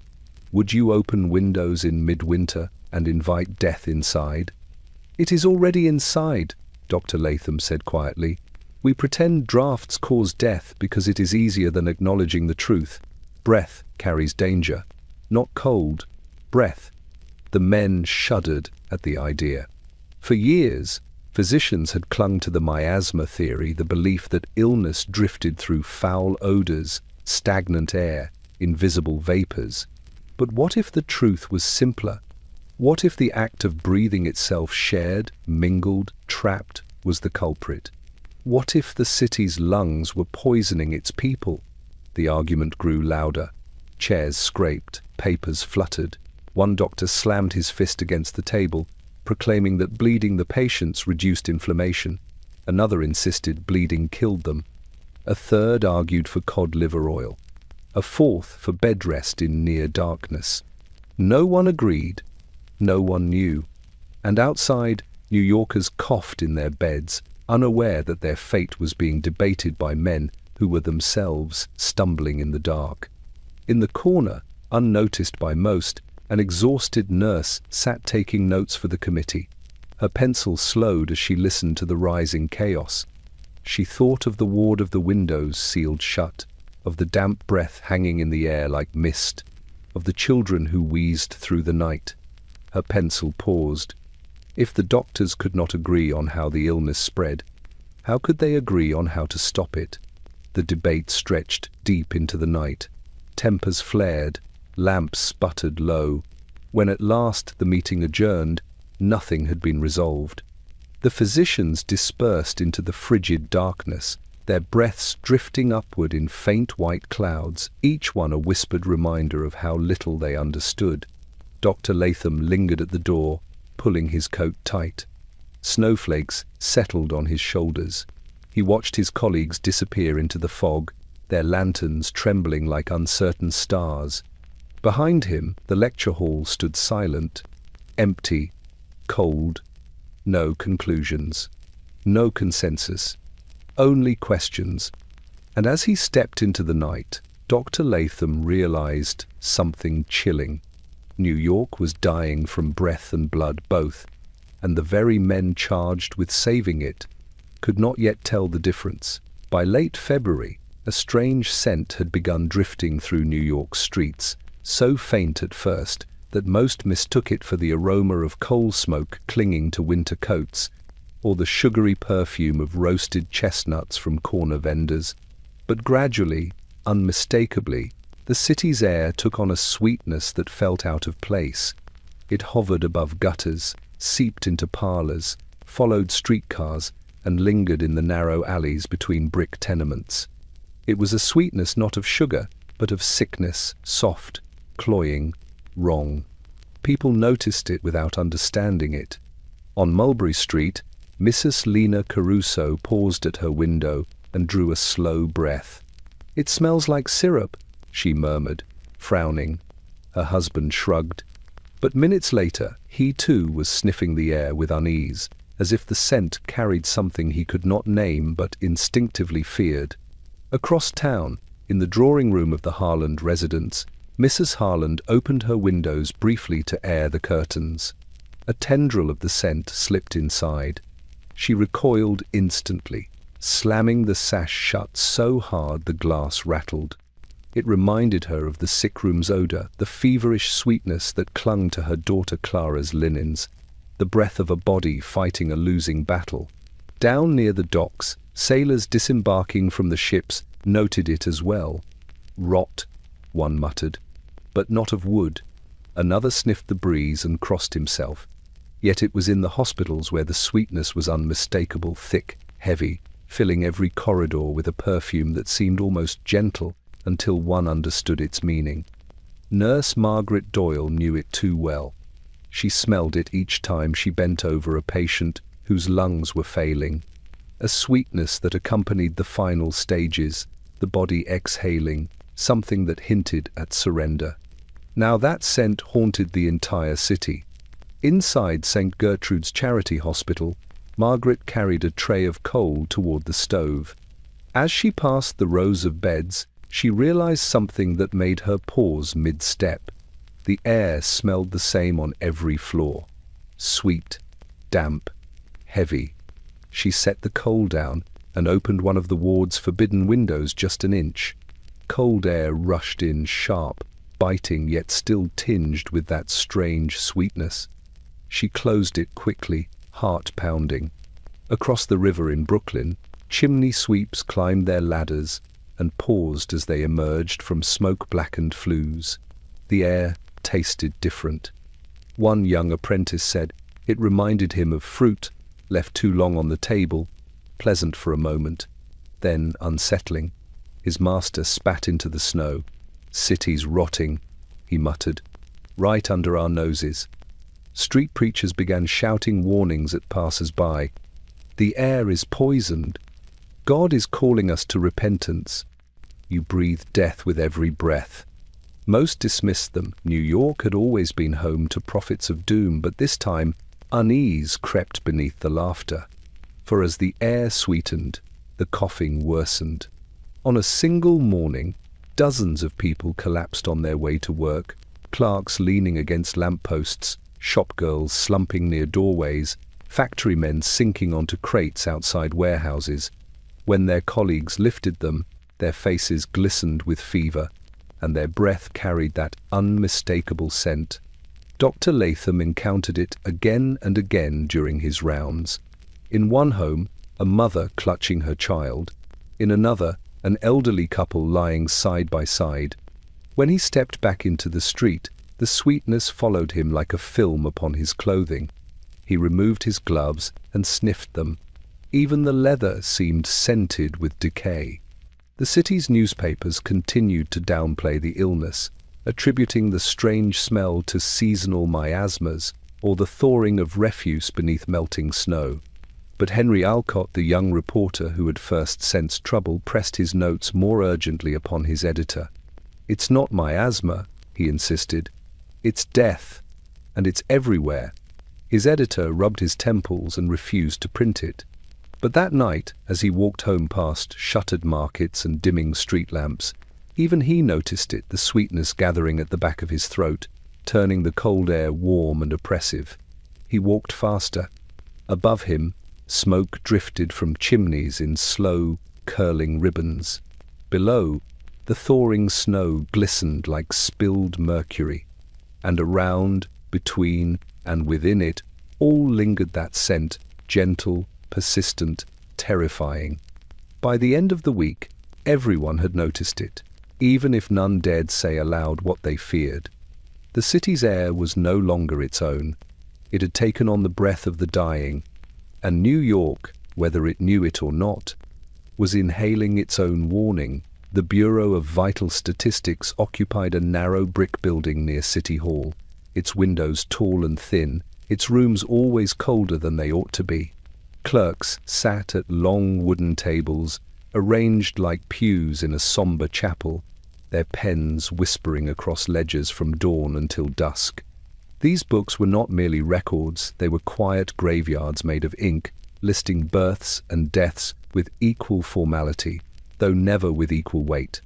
In ordinary winters, the numbers rose modestly. An elderly man lost to pneumonia, an infant taken by fever. But this year, the columns began to thicken in a way that unsettled even the most detached clerks. Weeks passed, and the lines swelled from a few names to dozens, then to hundreds.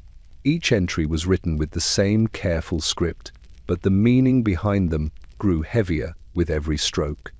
Mr. Edwin Hargrave, a senior clerk whose spectacles forever slid down his thin nose, noticed the shift first.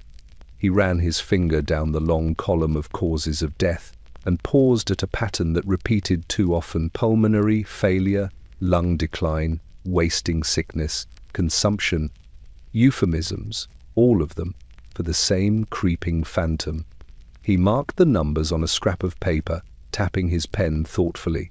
In the previous year's ledger, January deaths had totaled 210. This year, they had climbed beyond 400, and the month was not yet over. Hargrave adjusted his spectacles, though the figures did not change. They rose like a tide he could neither stop nor comprehend. The bell at the front door chimed softly, and a line of messengers entered carrying envelopes sealed with wax. Doctors sent daily reports. Hospitals sent weekly ones. But now the deliveries came twice, 3 times a day. The messengers moved quickly, their boots leaving trails of melting snow on the wooden floors. One boy coughed into his sleeve before handing over a bundle, and Hargrave felt a chill that had nothing to do with the draft creeping beneath the door. The clerks began opening the envelopes. One unfolded a sheet from St. Gertrude's Hospital and blanched. 43 deaths since last Thursday, she whispered. Another read a report from the Lower East Side. Tenement on Mott Street, entire family perished.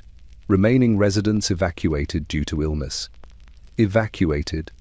A gentle word for something far more harrowing. Hargrave rose from his chair and approached the map nailed to the far wall. Pins marked each district of the city: blue for births, black for deaths. The board glittered with blue in most years. This year, the black pins multiplied like spreading ink. He placed a new pin on the Lower East Side, then another in Greenwich Village, another on the Bowery, feeling an eerie stillness settle over the room as the pattern revealed itself. The city was dying in clusters, tight, suffocating clusters that radiated outward like cracks in glass. Behind him, a young clerk cleared her throat. "Sir, should we report this to the Board of Health?" Hargrave hesitated. Reporting meant acknowledging.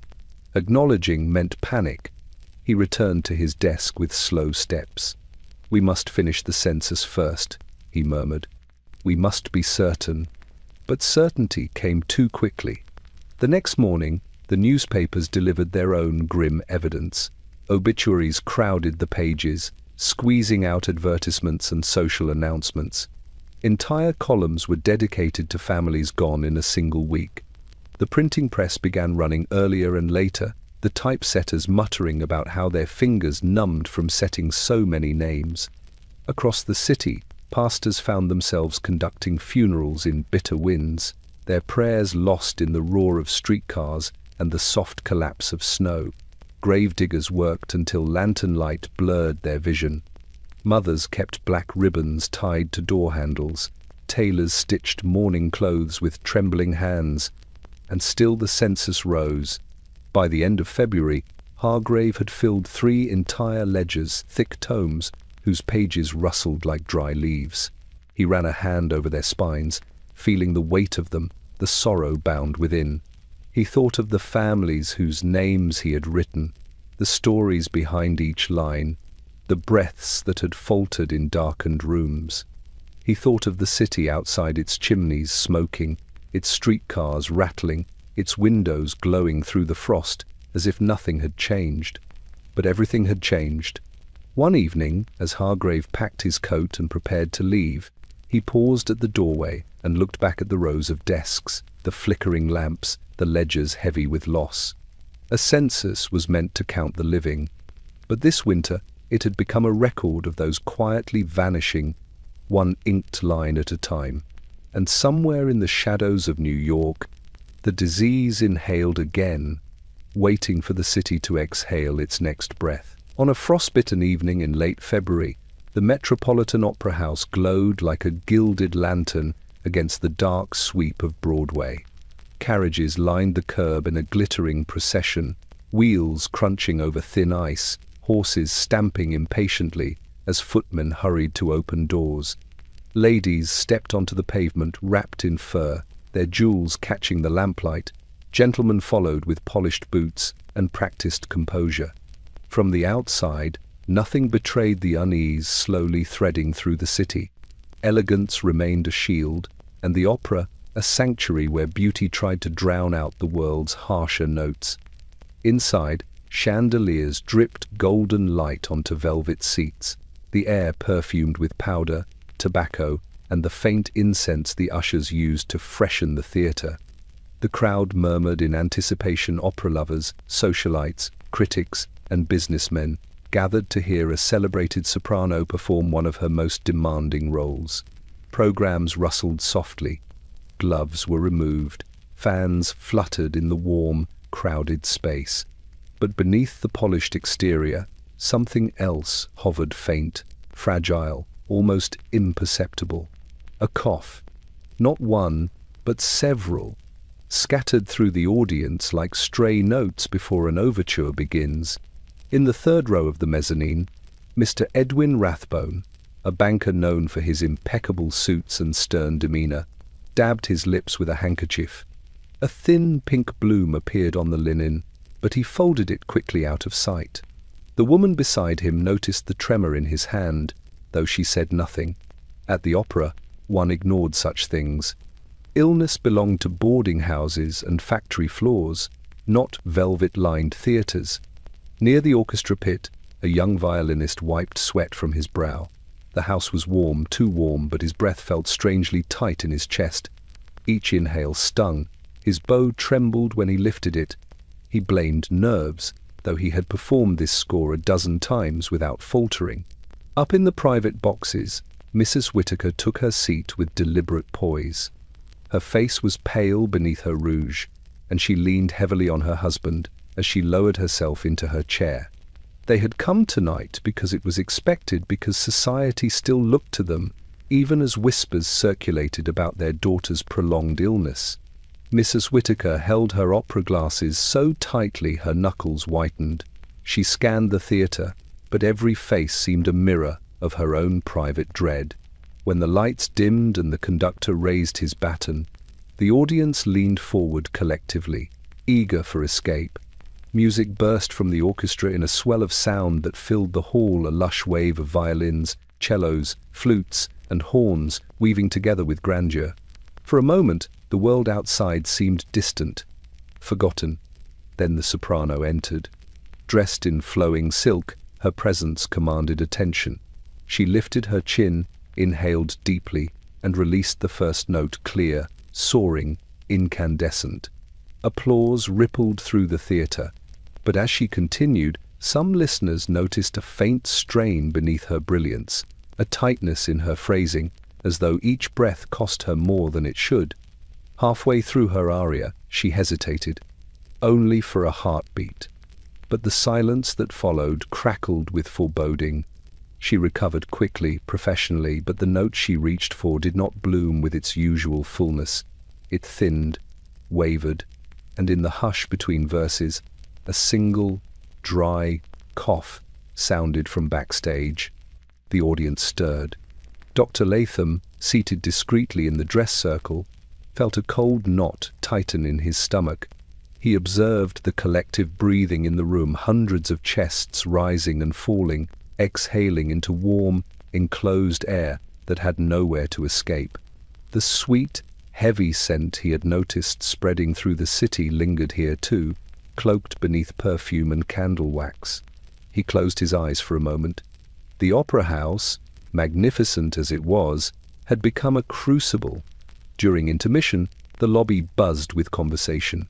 Women fanned their flushed faces. Men loosened their collars.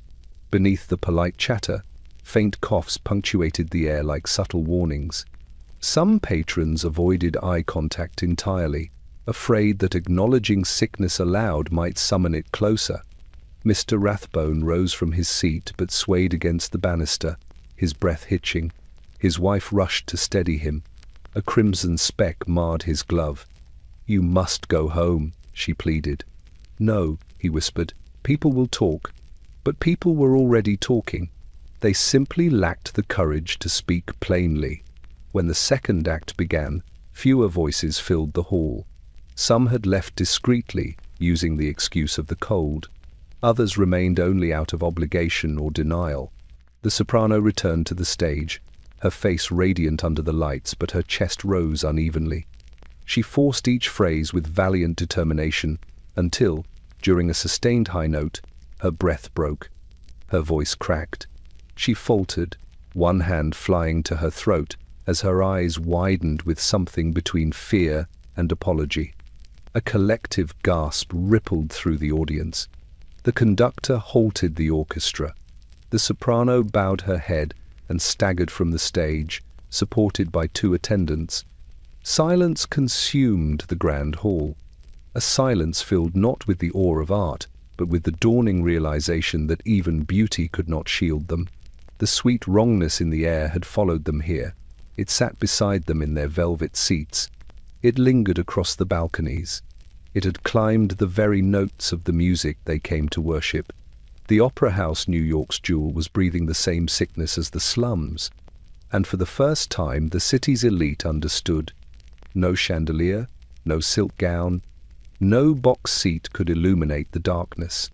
Growing quietly in their lungs, in the cramped bedrooms of New York's winter-stricken homes, whether lined with velvet or peeling wallpaper, children began to glow with the unmistakable flush of fever. It was a tragic radiance, a warmth that did not comfort but warned, blooming across their cheeks like roses drawn too boldly by an unkind hand. At first, mothers mistook it for play warmth, the natural flush of youth after running through hallways or climbing stair rails. But soon the glow no longer faded. It deepened, spread, lingered, and when it lingered, dread followed. On a quiet street in the Lower East Side, young Rosie Mendel lay beneath a quilt her grandmother had stitched years before she was born. Her curls stuck to her damp forehead. Her chest rose and fell with startling quickness, as though her small lungs were trying to outrun something she could not name. Her mother, Esther, sat beside her, touching the girl's cheek every few minutes, as though checking whether the warmth had finally lessened. It had not. Rosie's eyes fluttered open briefly, shining with a brightness that felt unnatural, a fever light that made her gaze seem almost luminous, like lanterns burning too hot in their glass. "Mama," she whispered, "the room feels too heavy."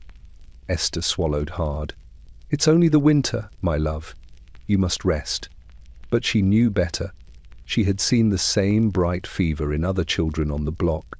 She'd watched their cheeks flush with unnatural vibrancy, watched their bodies waste even as their faces glowed like embers.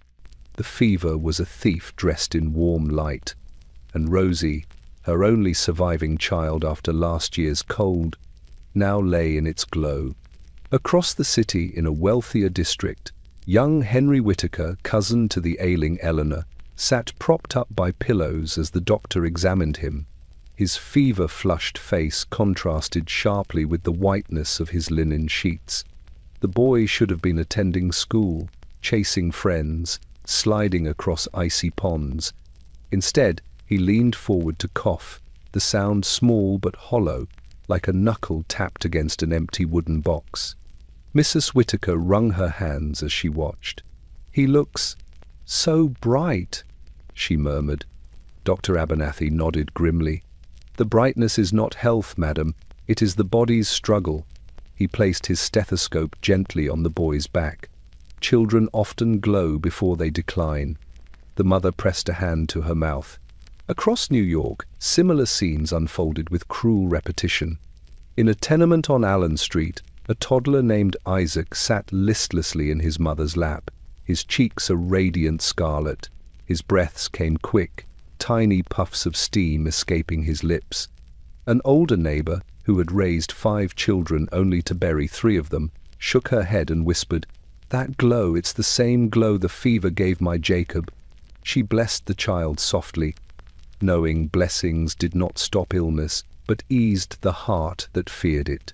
In a mansion near Washington Square, the nursemaid tending to little Clara Beaumont wiped the girl's brow with a cool cloth.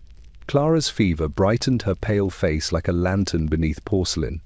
Her parents, seated anxiously at the foot of her bed, debated summoning yet another doctor, but the nursemaid saw the truth in the girl's shining eyes.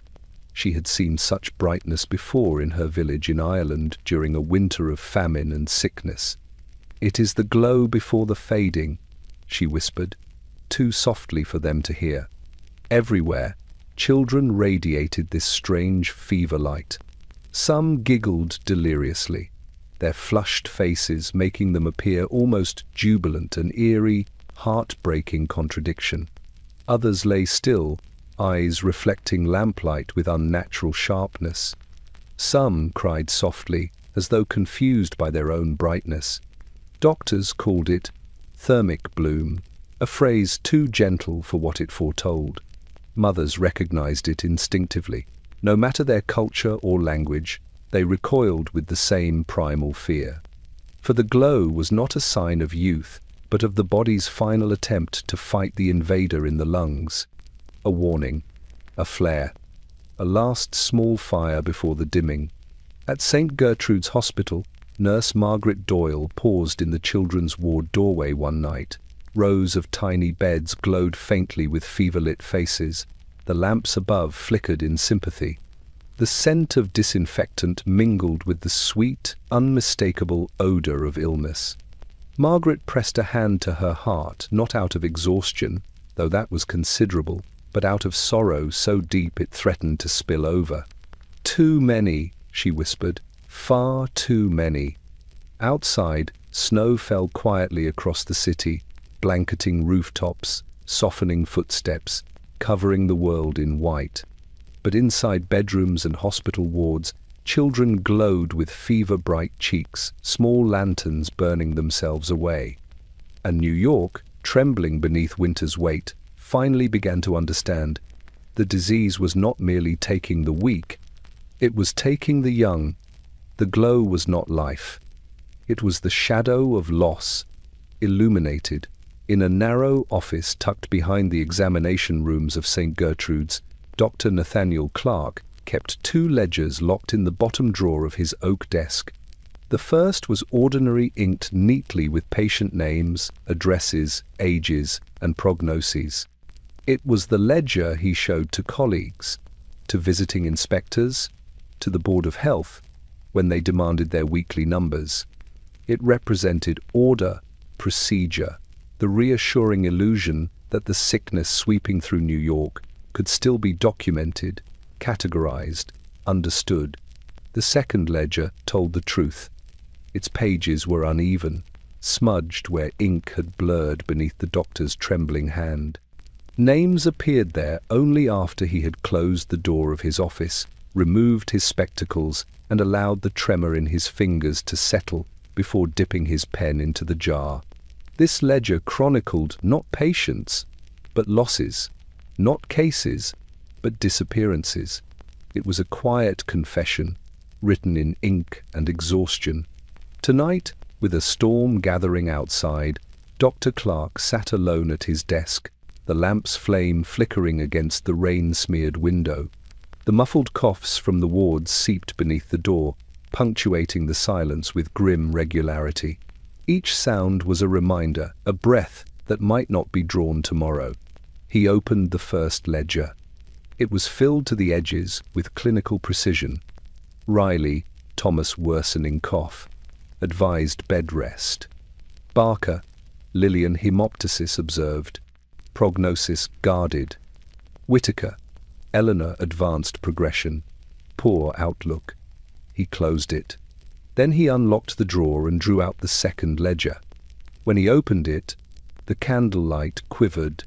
January 3, Marion Doyle, age 7, lost in the night.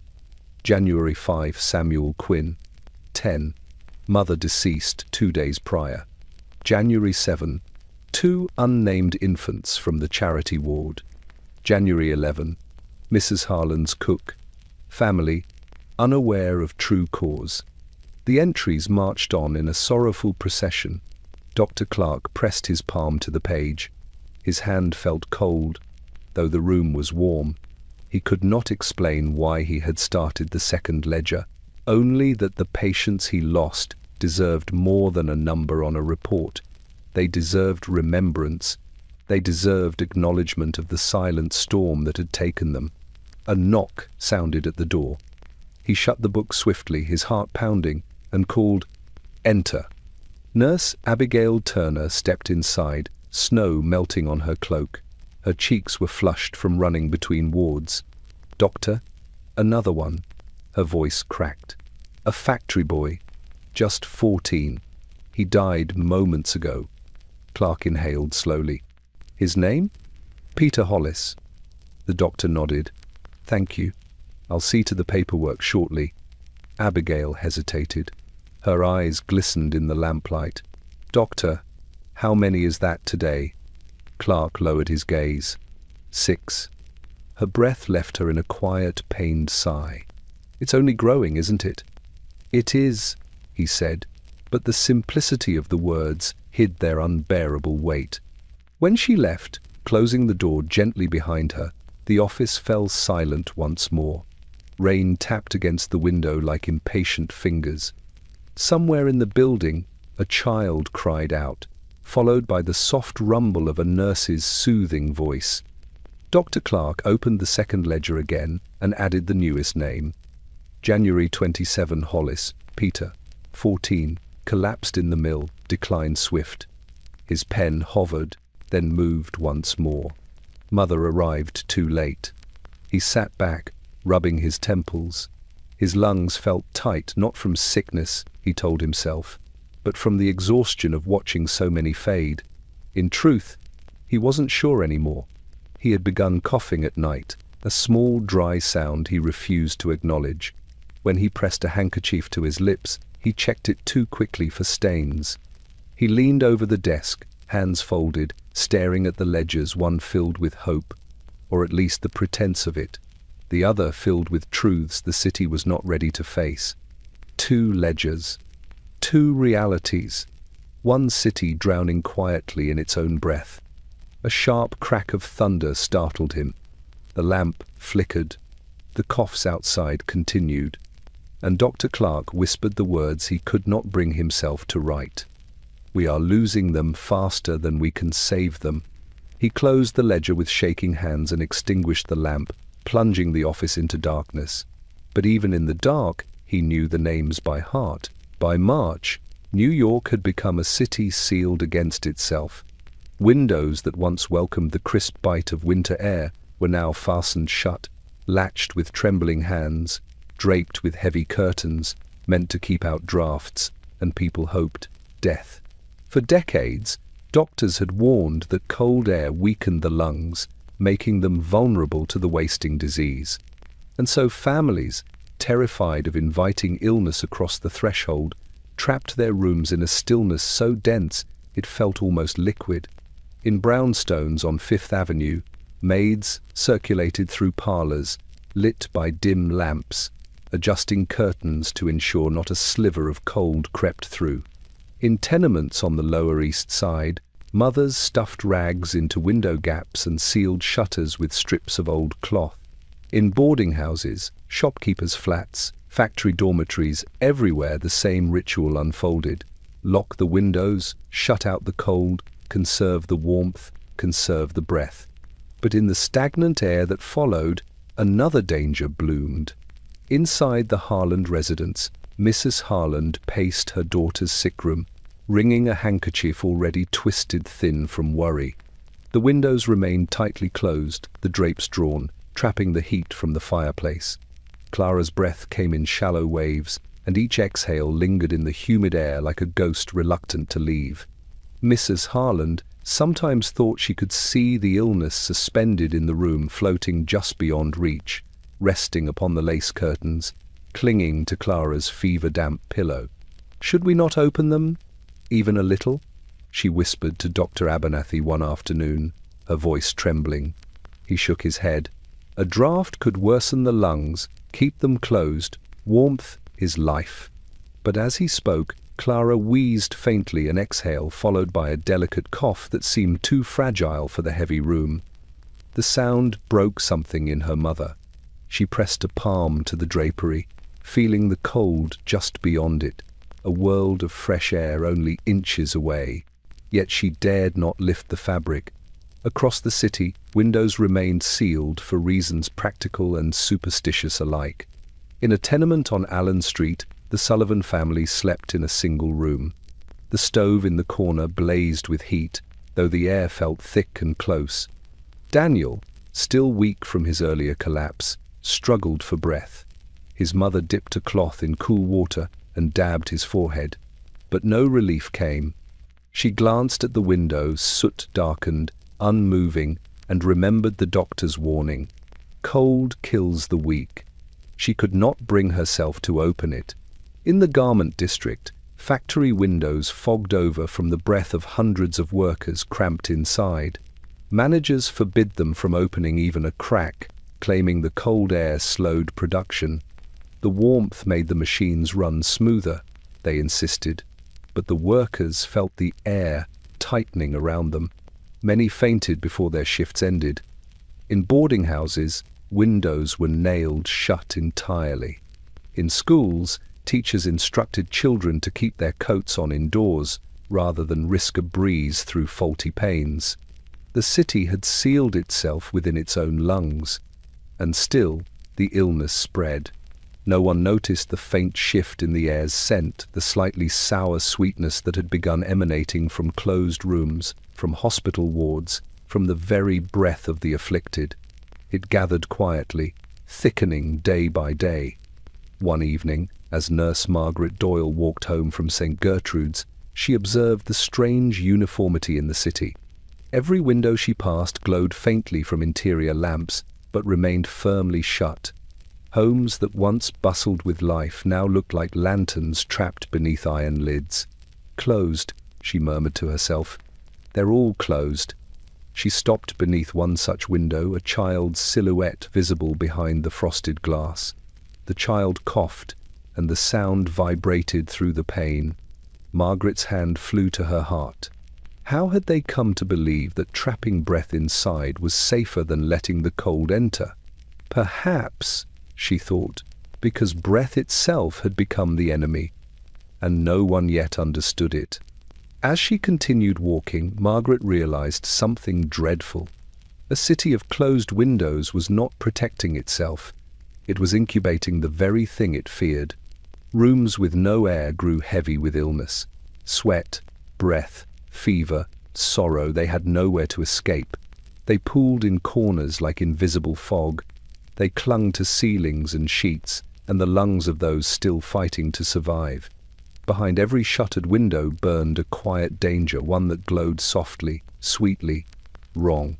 And as the night deepened over New York, the city slept behind its sealed panes, unaware that it was smothering beneath the weight of its own fearful stillness. By early March, the city's radiators had become both saviors and silent conspirators. Steam hissed through iron pipes with a rhythm that felt almost alive, rising, expanding, breathing into every room with an insistent warmth meant to protect fragile bodies from the winter cold. The city had long worshipped steam heat as modernity's triumph. It banished drafts, soothed aching joints, and wrapped households in a cocoon of comfort even as storms clawed at the windows. But in this season of illness, that warmth turned treacherous. In the parlor of the Wentham residence, the radiator beneath the bay window roared steadily, filling the room with a thick, almost tropical heat. Moisture gathered on the glass panes, fogging the outside world into a grey blur. Mrs. Wentham sat rigidly beside her son, Frederick, whose thin frame sank into the velvet cushions of the settee. His face glowed with the deceptive bloom of fever, and his breaths came in shallow, fluttering quivers. "Breathe slowly, darling," she murmured, although she feared each breath he took. The doctor had insisted they keep the room warm, very warm, to preserve Frederick's strength. And so the house obeyed, sealing itself tight, letting the radiators blaze until the air grew heavy and humid enough to wilt the flowers in their vases. The warmth clung to Frederick's damp skin, caught in his lungs like wet wool. Mrs. Wentham dabbed his brow with a handkerchief, feeling the steam settle on her own chest like a quiet weight. Outside, icicles dripped from the gutters, thawing beneath a weak sun. But inside hundreds of New York homes, winter had been driven out, only to be replaced by something far worse. Stagnant, breath-thick air in which illness thrived. Across town, the Sullivan tenement room glowed with the same oppressive heat. Their single cast-iron radiator hissed constantly, filling their cramped living space with a closeness that left everyone sweating despite the bitter wind outside. Daniel lay propped on pillows, the fever that had once flickered now burning steadily within him. Every time he coughed, the room seemed to hold its breath. His mother knelt to adjust the radiator valve, but it was already stuck in its highest setting. Mr. Sullivan hammered at it with a wrench, but the pipe only growled louder, releasing a plume of thick steam that curled around the ceiling like a living creature. "It's too warm," Mrs. Sullivan whispered. "It has to be," her husband replied. The doctor said the cold would kill him, but she stared at her son's trembling chest, at the sheen of sweat gathering on his temples, at the dense air that refused to lift. She wondered, not for the first time, whether the heat was killing him instead. In schoolrooms, steam radiators banged like iron drums, startling children whose fevered breaths fogged their slates. Teachers left doors closed to preserve warmth, but the rooms soon filled with the sickeningly sweet odor that had begun haunting the entire city. In factories, radiators lined the walls, warming hundreds of laborers packed into suffocating spaces where no window dared open. Workers fainted mid-shift, their bodies unable to bear the twin assaults of fever and heat. In boarding houses, residents propped doors open in the hallways, seeking relief from the oppressive, unmoving air. But even the hallways had grown warm as breath drifted and lingered, caught in the throat of the building. And in the hospital wards, steam heat became a kind of cruel joke. Rows of patients lay beneath blankets already soaked with sweat, lungs drowning not only in fluid, but in the suffocating atmosphere meant to nurture them. Nurses moved between the beds with damp cloths and whispered reassurances, knowing in their bones that something was terribly, fundamentally wrong. The irony was lost on no one, least of all Dr. Latham, who sat by the bedside of a frail child at St. Gertrude's, watching vapor from a radiator swirl above the dying boy's face. He whispered to another doctor, "We are boiling them in their beds." But the old doctrines held fast. Warmth was life, cold was death. No one questioned the belief that the lungs needed heat until people began dying in rooms so stifling that even the blankets were pushed aside. Steam wrapped the city in its hot breath, blurring windows, drowning fresh air, smothering lungs that desperately needed space to expand. And New York, shivering outside yet sweltering within, clung to its radiators like lifelines, unaware that they were slowly tightening around the city like invisible hands. The heat saved no one. It only made the dying quieter, the breathing softer, and the truth harder to see. In the early mornings, when New York lay muffled beneath a quilt of pale snow and the lamps still burned weakly against the fading night, a young girl named Anna Fletcher walked to her sewing job at the millinery shop on Broome Street. She left before dawn each day, rising quietly from the cot she shared with her younger sister, pulling her threadbare shawl around her shoulders and stepping into the stillness of the winter streets. But lately, something strange had begun to happen. Anna no longer left footprints, not always, just sometimes. On certain mornings, her steps pressed no mark into the fresh blanket of snow, as though her weight had grown too slight for the world to register. She noticed it first when glancing behind her one dawn, shivering in the cold, expecting to see a neat line of impressions trailing back toward her tenement door. Instead, the snow lay smooth and untouched. She blinked, took another step. A faint indentation, mere powder disturbed, but nothing more. Her breath fogged the air in trembling wisps. Her lungs felt tight, wrapped in some unseen band. She pressed a hand to her chest, steadying herself before continuing on. She told no one, not her mother, not her sister, not the forewoman who scolded her for late stitches. The strangeness frightened her, but not enough to stop her routine. A girl who sewed ribbons for a living did not have the luxury of fear. Still, each morning the footprints grew faint, shallow, hesitant, mirroring the girl herself. On this particular morning, the snow had fallen heavily during the night, smoothing every rooftop and softening the edges of the city. Smoke curled from chimneys, and icicles glimmered like glass daggers beneath the eaves. Anna walked with her usual measured pace, clutching her lunch pail close to keep her hands warm. The cold air pressed against her throat, and she coughed softly, the sound thin and dry. She paused near a gas lamp and turned. Behind her, nothing. No trace of her passage. Just a pristine sheet of white, unbroken. The realization chilled her more deeply than the winter wind. By the time she reached the shop, her breath had grown shallow, each inhale a painstaking effort. Inside, the milliners worked in steamy closeness, bending over hats and feathers, their own coughs merging into the steady hum of labor. No one noticed Anna slip into her place. No one saw how her fingers trembled as she threaded her needle.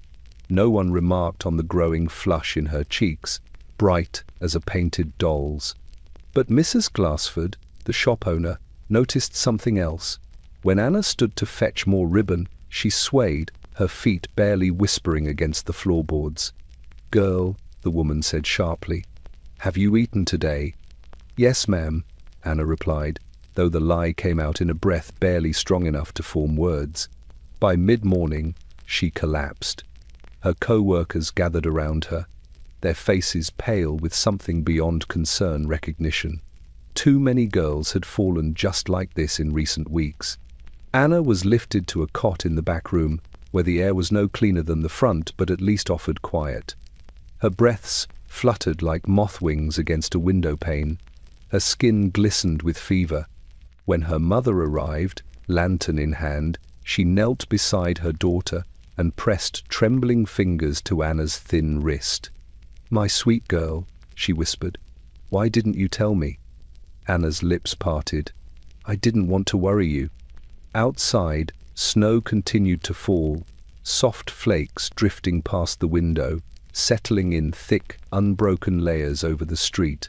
When her mother carried her home wrapped in blankets, the women in the shop watched from the doorway. Anna left no footprints then, either. The snow did not yield beneath her. Her weight had become too slight, too fragile, as though the world already sensed she belonged less to it, and more to the silence awaiting her. By nightfall, word had spread along Broome Street. The Fletcher girl was failing. Mothers tightened blankets around their own children. Fathers returned from work with quiet eyes. And as the snow fell deeper, many looked down and wondered if the day might soon come when their own children, too, would leave no prints in its surface. For in a city where breath had become a warning, those who left no mark upon the world's dust or snow were often the ones drifting slowly out of it, The boarding house on Orchard and Delancey had once been a lively refuge for the newly arrived, a place where immigrants, factory workers, seamstresses, and clerks lived shoulder to shoulder in cramped but companionable quarters. Its narrow hallways echoed with footsteps at all hours. The scent of stew, damp wool, and strong soap drifted constantly through its floors. Conversations spilled beneath doorframes. Laughter rose through thin walls. It was noisy, crowded, and alive. But by winter's end, the house had grown unsettlingly quiet. Mrs. Bramwell, the landlady, first noticed it in the evenings. The usual chorus of chatter from the kitchen table, the scraping of chairs, the clink of spoons had dwindled. Boarders ate in their rooms now, slipping downstairs only when necessary. They moved as though trying not to be noticed by others, as though the very sound of their voices might invite misfortune.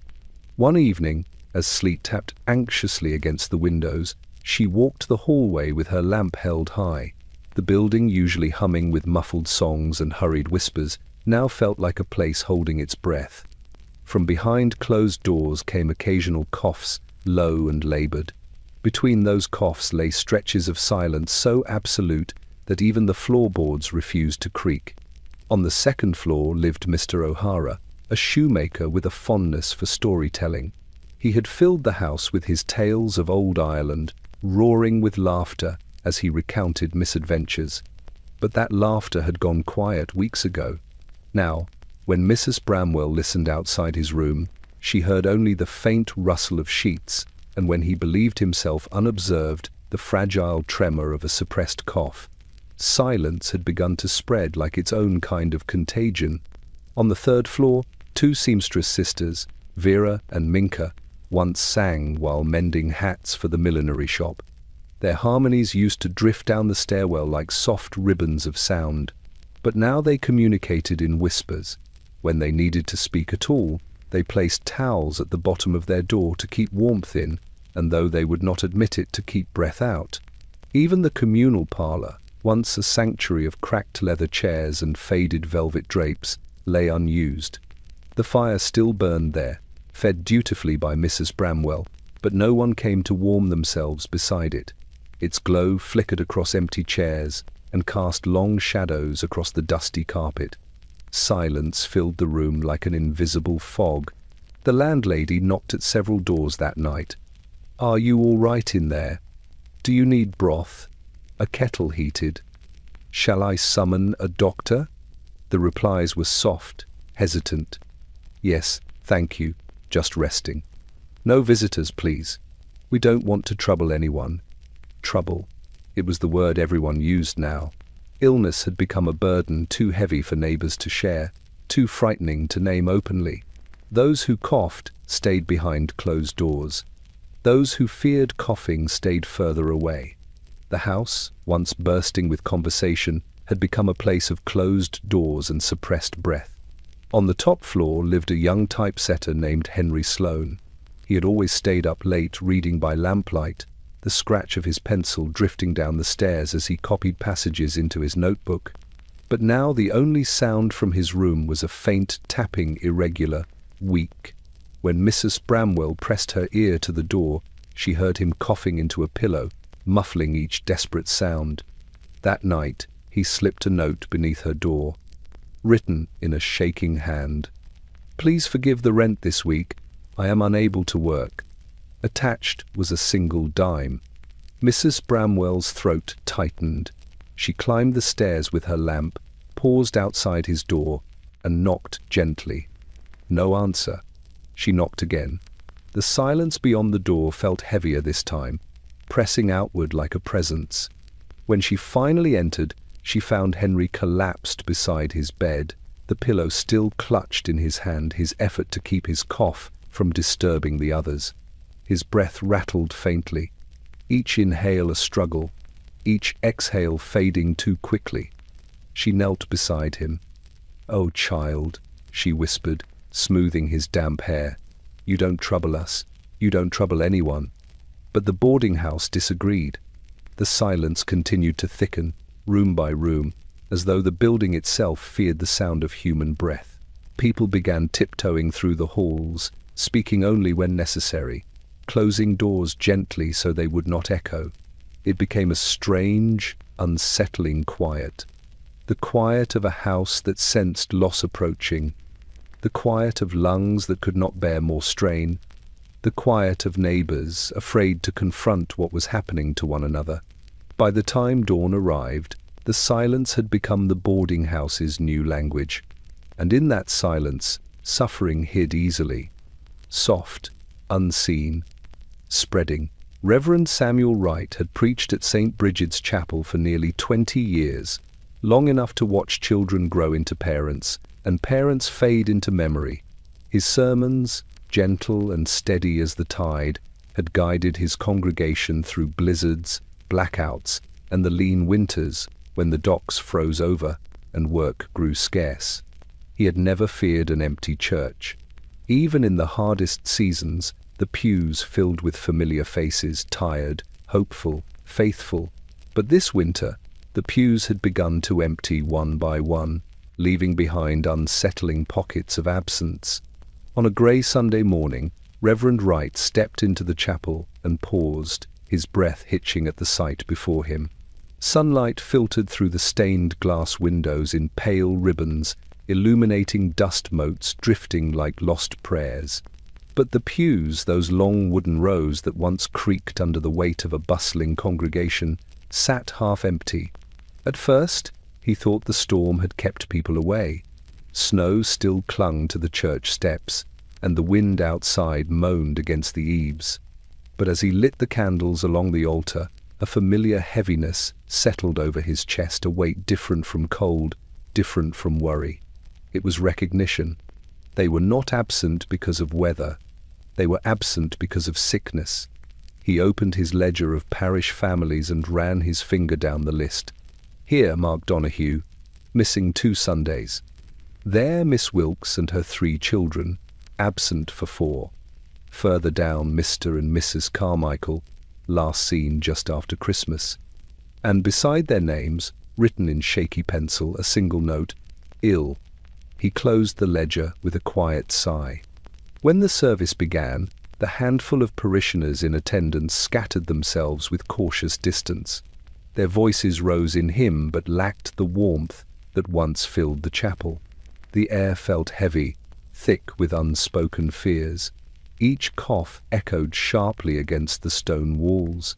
Midway through the reading, Reverend Wright noticed an empty pew near the front one that had never before been empty in all his years. The Whitaker family once sat there every Sunday, their daughter Eleanor nestled between her parents, her gloved hands folded carefully in her lap.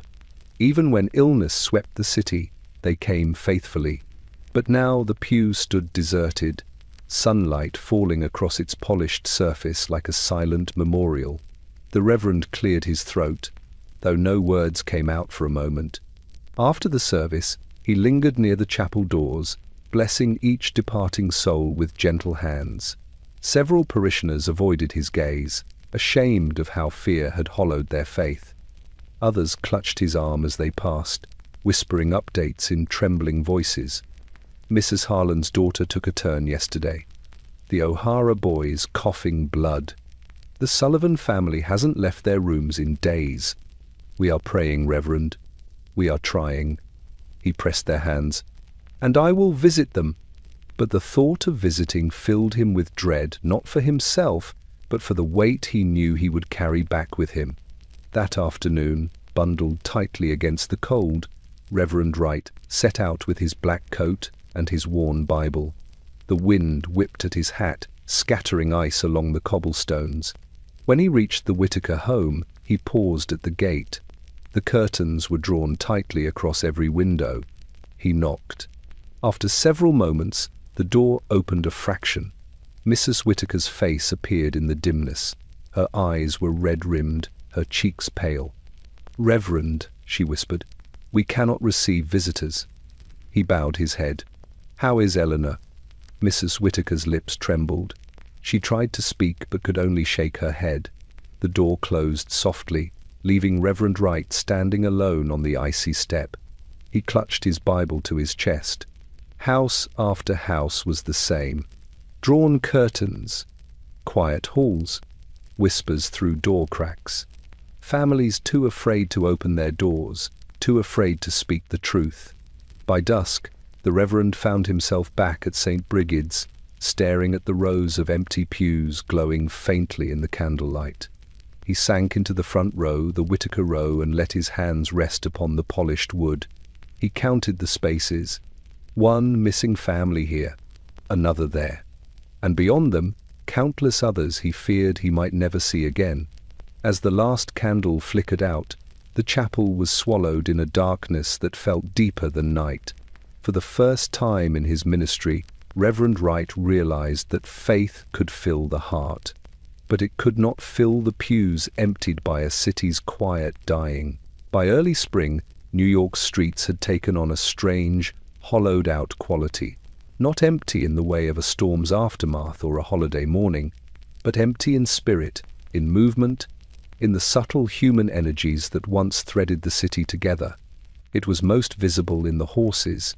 Horses had always been the pulse of New York, hauling wagons, carriages, drays, omnibuses, stamping steam from their nostrils in winter, tossing their manes impatiently as drivers yelled and pedestrians scattered. They filled the streets with a living thunder. But now they moved with an eerie loneliness. Deliveries that once required 2 men and a team of horses now involved only a single weary driver guiding a pair of animals that looked just as worn. In some neighborhoods, the oddest sight of all began to appear: horses walking without riders. It began in the poorer districts. A milk cart rattled down Mott Street one morning with no milkman perched atop it, only a horse plodding forward, reins dragging, the cart creaking in sorrowful protest. Neighbors emerged from their stoops, whispering to one another. "Wasn't that O'Malley's horse? Where is O'Malley? God help him, he must have fallen ill." Someone gently tugged the reins and guided the horse to the side, leaving the cart in the snow-flecked gutter. No one dared touch the milk bottles. They glistened in the cold air like small, frozen ghosts. A day later, a coal wagon turned the corner of Allen Street, with only the horse present, no driver perched high with whip in hand. The animal stumbled once as if confused, then trudged onward, leaving a trail of hoofprints that looked heavier than usual, as though the weight of the wagon were now pulling its spirit downward too. Even in wealthier neighborhoods, the phenomenon grew impossible to ignore. On Fifth Avenue, Mrs. Whitaker, peering out between the edges of her drawn curtains, saw a glossy chestnut mare trot past with no coachman on the box. The empty reins swung like limp arms. The carriage behind the horse was decorated with gold trim too fine to be abandoned, too dignified to be wandering unattended. She pressed a trembling hand to her mouth. In truth, many drivers had fallen ill during their routes, collapsing onto sidewalks or slumping in their seats, while their horses, trained by years of routine, continued forward until stopped by a neighbor, a lamplighter, a policeman, or simply the end of the road. A teamster on the Bowery was found sitting motionless atop his wagon, reins slack in his hand, the horse patiently waiting for a command that would never come. Children, who once delighted in following the milkman or waving at carriage horses, now watched with wide, unsettled eyes as animals trotted alone through snow-softened streets, looking for voices that no longer called their names. But the most haunting sight came one dawn, witnessed by Henry Alcott, the young reporter who had been sounding quiet alarms about the outbreak. While walking toward the newspaper office, notebook tucked beneath his coat, he saw a funeral carriage, its black plumes stiff with frost, moving slowly down the street. There was no driver, no pallbearers, no mourners. Only a single dark horse leading an empty hearse through the morning fog. Henry stopped breathing for a moment. The horse walked with deliberate solemnity, as though honoring the very silence it carried. The hearse behind it was polished, immaculate, prepared for ceremony, yet hollow. Snow gathered gently on its roof, softening its edges. Henry's pen slipped from his fingers. When he retrieved it, His hand shook. He followed the hearse at a distance as it made its way toward the river. It stopped only when a lamplighter, astonished and horrified, stepped into the street to seize the reins. "Where is the driver?" Henry asked, barely able to form the words. The lamplighter swallowed hard. "Son, he must have been taken in the night." As they spoke, the horse let out a low, weary sound, something close to a sigh. Not of an animal overwhelmed by labor, but of a creature that had witnessed far too much. Across the city, similar scenes played out. A brewery wagon circling the block twice before passers-by realized the driver lay slumped behind the barrels. A hansom cab stopping neatly at a corner, the horse waited for a non-existent passenger to disembark. A pair of dray horses standing motionless outside a warehouse until their breath formed frozen halos around them. The streets were not empty, but the hands that once guided the horses had vanished, leaving the animals to trace their familiar routes alone. By week's end, Henry wrote in his notebook, "When even the horses wander riderless, the city is unwell in a way we can no longer deny." New York had not yet acknowledged the full measure of its crisis, but its horses, faithful, patient, bewildered, revealed the truth before any doctor or newspaper did.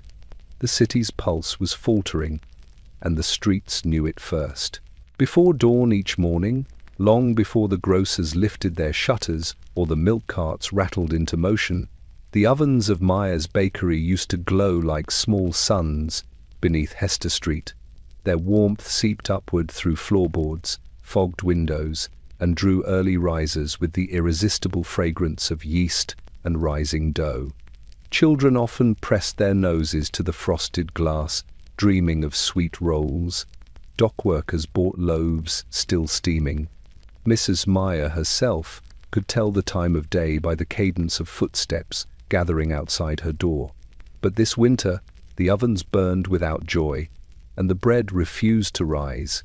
Mrs. Meyer stood in the dim kitchen before the great copper mixing bowl, her sleeves rolled to the elbow, her hands buried in dough that felt unusually cold despite the heat of the hearth.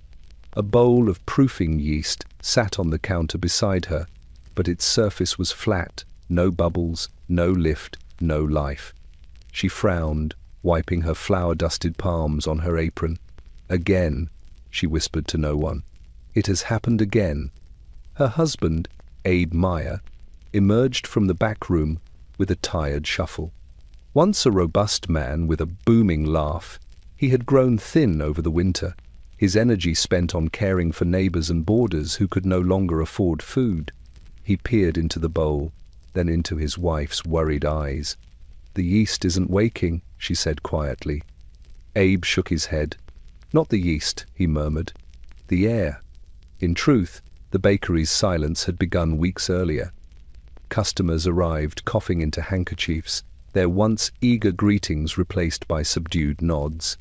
Some no longer came at all. The Meyers heard rumors, entire families confined to their rooms, workers collapsing on factory floors, and most chilling of all homes where the windows remained closed, no matter how warm the day grew.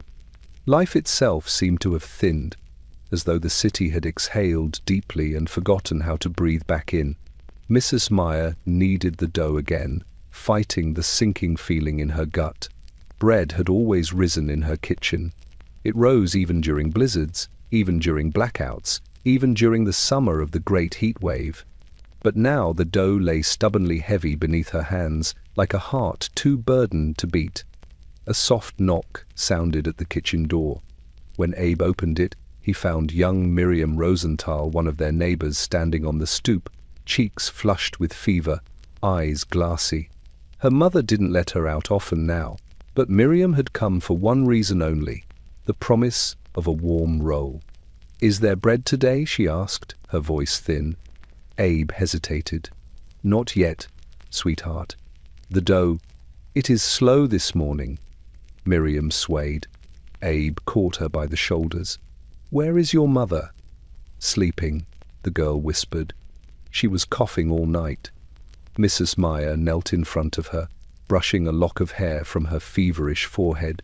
"Go home, little one. Tell your mother we will bring something warm later."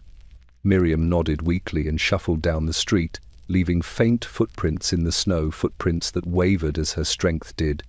When the door closed, Mrs. Meyer leaned heavily against the counter. "The city is sick," she said. "Even the dough knows it." Abe did not disagree. He stoked the oven, feeding it more coal, hoping the extra heat might rouse the stubborn mixture. But the flames crackled listlessly, as though the air itself offered little fuel. The bakery, once a sanctuary of warmth, felt strangely hollow. Even the scent, normally rich with yeast and flour, carried an undertone of something sweet and wrong, a note that had begun drifting through the entire city. Hours later, as dawn broke fully over Hester Street, the Meyers opened their shop. Customers trickled in, a widow buying half a loaf, a factory worker clutching coins with shaking hands, an elderly man who coughed into his scarf between each step. They accepted small rolls, dense and imperfect, but no one complained. Hunger softened even the harshest critic. Yet every person who crossed the threshold carried with them the same scent, the faint sweetness that lingered in fevered rooms. Mrs. Meyer noticed it, though she said nothing. She watched the way their shoulders slumped, the way their breathing seemed shallow, the way their eyes flicked toward the warm ovens, as though longing for comfort neither bread nor heat could provide. By midday, the meager loaves were gone. Mrs. Meyer stood in the empty shop, hands resting on the counter. Behind her, the ovens hissed softly, their flames subdued. "Bread rises when the world rises," she murmured, "and it falls when the world falls." Abe folded her into his arms. Outside, the street lay quiet. No laughter from children, no clatter of market carts, only the slow, measured steps of people too weary to hurry. And as the last warmth faded from the ovens, the Meyers understood what their silent dough had been telling them. New York was losing its breath, and nothing, not even bread, could rise in a city sinking under its own sickness. At first, it was only one window. A thin white sheet, knotted at the corners, fluttered faintly in the weak March wind. It hung from the fourth floor of a tenement on Eldridge Street, a building already bowed by years of overuse, its bricks darkened by coal smoke, its windows filmed with the city's grime. The sheet looked out of place, too pale against the sooty facade, too delicate to belong there. Neighbors whispered about it as they passed below. "Someone must be ill," murmured one. "They want help," said another. "No," whispered an elderly woman, shaking her head. "It means they cannot leave the room." By week's end, more white flags appeared. Not just sheets, but pillowcases, handkerchiefs, torn scraps of cotton, anything light enough to wave for attention. They fluttered from fire escapes, billowed from broken window panes, twisted like ghosts around rusted iron rails. Whole stretches of tenements soon resembled ships in distress, calling out to any passerby who dared look upward. Word traveled fast among the Lower East Side residents. A white flag meant sickness, inside sickness, so contagious or advanced that no one in the household could venture out even for bread. It was a plea, a warning, and a surrender, all at once. But what troubled the city most was how quickly the flags multiplied. On Hester Street, 3 windows displayed them by Monday. By Wednesday, 9. By Friday, nearly an entire building was dressed in white rags, trembling in the cold. Children pointed at them with wide, frightened eyes. Mothers tightened scarves around their mouths. Fathers kept their heads down as they hurried to work, unwilling to acknowledge what the flags represented. Yet the fabric had its own message. We are breathing sickness. We cannot come out. We are waiting for what happens next. Inside one of the flagged rooms, the Rosenthal family lay huddled together beneath thin blankets. 13-year-old Miriam, the same girl who had visited Meyer's bakery, rested beside her mother, her breath shallow and fast. Her little brother Jacob watched the white sheet whipping outside their window and whispered, "Mama, who will help us?" Her mother stroked his hair, but her hand trembled. "We wait, my love. That is all we can do." They had tied the sheet outside 2 days earlier, when Miriam collapsed beside the stove. No doctor had come. Doctors were overwhelmed running between hospitals, boarding houses, makeshift infirmaries, and private homes whose heavy curtains hid quiet suffering. Even if one had passed their street, the sheer number of flags might have obscured theirs. Down the block, a similar scene unfolded in the Kovalevsky household. Their white flag drooped from a cracked window pane, its edges stiff from frozen dew. Inside, the father sat at the table with his head in his hands, listening to his wife cough so violently that each breath sounded like cloth tearing. Their youngest child, asleep in a cradle, let out a soft, rattling sigh. He rose to check the flag again, as though adjusting it might summon help faster. Across the neighborhood, some residents responded as best they could. Women left small bundles of food at the base of flagged buildings, hard rolls, potatoes, jars of broth. Neighbors shouted up from the streets with offers of boiled water, medicine, prayer. But fear had its own rules. Few dared climb the narrow stairs to deliver aid directly. The flags waved alone. One afternoon, Henry Olcott, notebook in hand, made his way through Orchard Street. He stopped in his tracks when he saw the rows of white fabric swaying gently in the wind, strips of surrender, turning the tenements into something resembling a graveyard before the graves were even dug. He wrote only 2 words in his notebook: silent distress. The city officials, when confronted, dismissed the flags as immigrant superstition, a cultural practice. They claimed, not a sign of urgency. But this lie collapsed the moment white banners appeared in wealthier districts. In Greenwich Village, a lace tablecloth hung from a townhouse window. In Chelsea, a child's baptismal gown fluttered from a 3rd-floor rail. On West 14th Street, a widow tied her late husband's handkerchief to the balcony. The flags no longer belonged to one class. They belonged to a city gasping.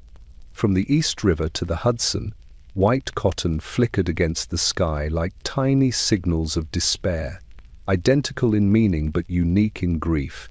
As sunset painted the rooftops gold, one resident looked up at the flags and murmured, "It's as if the buildings themselves are crying out." And, in a way, they were. For with each flag raised, another home surrendered to the quiet battle within its walls, a battle fought with shallow breaths, fevered skin, and the soft rustle of fabric signaling that the world inside had grown too fragile to face the world outside. New York had begun waving its own unseen flag, and it was white. Henry Olcott had always believed that truth, once written, carried a pulse of its own. He believed newspapers were the lungs of the city, drawing breath from its people, exhaling clarity back into the streets. But in this strange and suffocating winter, even the newspapers seemed to gasp, their columns filled not with truth, but with softened half-statements and reassurances meant to soothe rather than warn. And Henry was tired of soothing. He sat at his small desk in the newsroom of the Evening Standard, surrounded by the clang of typesetting machines and the sharp smell of ink. Outside, snow drifted past the windows, carrying with it the faint sweetness that had begun clinging to the city's breath. Inside, the newsroom hummed with uneasy energy, reporters whispering behind cupped hands, editors pacing with tense shoulders, messengers arriving with envelopes stamped red by urgency. Henry's editor, Mr. Eldridge, approached with a stack of papers under his arm. "Your story on the factory closures," he said briskly. "We'll run it on page 4. Henry frowned. "Page 4? People need to understand what's happening. Workers are collapsing at their machines. Families are sealing themselves in. The white flags." Mr. Eldridge held up a hand. "We print what keeps the peace." "And what keeps the peace," Henry replied, voice taut, "is the truth." Eldridge sighed, lowering the papers. His eyes, usually sharp with ambition, held something softer now, something weary. If we print that the city is drowning in sickness, we create panic. Bread riots, street overcrowding. Fear will kill as many as the disease. Henry bit the inside of his cheek. He understood, but he did not accept. Panic was a risk. Silence was a certainty. When Eldridge walked away, Henry pulled a fresh sheet of paper toward him and dipped his pen in ink. He wrote the headline he knew would never see the front page. The city is falling ill in every room. He wrote about the horses wandering without drivers. He wrote about the baker whose bread refused to rise. He wrote about tenements whispering through their white flags. He wrote about the opera house where patrons coughed into silk gloves. He wrote about the sealed windows, the overheated rooms, the factory air thick enough to drown in. He wrote about the smell sweet and wrong that clung to every breath. His words poured out faster than he could shape them. With each sentence, he felt an ache deep in his chest, a mingling of fear and responsibility. He did not know whether the illness had already marked him. He only knew he could not remain quiet. Halfway through his draft, a boy burst into the newsroom, hat askew, breath visible in sharp bursts. "Telegram for Mr. Alcott," the boy called. Henry accepted the message with trembling fingers. When he unfolded it, a single line stared back at him. "Whitaker girl died this morning. Father asking for you." He closed his eyes. Eleanor, bright, curious, polite Eleanor, whose faint cough he had first mistaken as winter's nuisance. She had been one of his earliest interviews, asking shyly whether writers always worked with ink-stained fingers. Henry grabbed his coat. The editor called after him, "Alcott, where are you going?" "To tell the truth," Henry said, and left. The Whitaker home felt hollow even before he stepped inside. The curtains were drawn, absorbing sound. Mrs. Whitaker sat in her parlor chair like a sculpture carved from grief, her hands twisting a handkerchief into thin threads. "She asked for you," she whispered, before she closed her eyes. Henry knelt beside her, heart tight. "I am so sorry." "She wanted you to write something," Mrs. Whitaker continued. "Something honest." Honest. The word struck him like a blow. Mr. Whitaker appeared in the doorway, his face stripped of color, his voice faint. If people understood, if they truly understood what is happening, perhaps fewer would die. Henry nodded.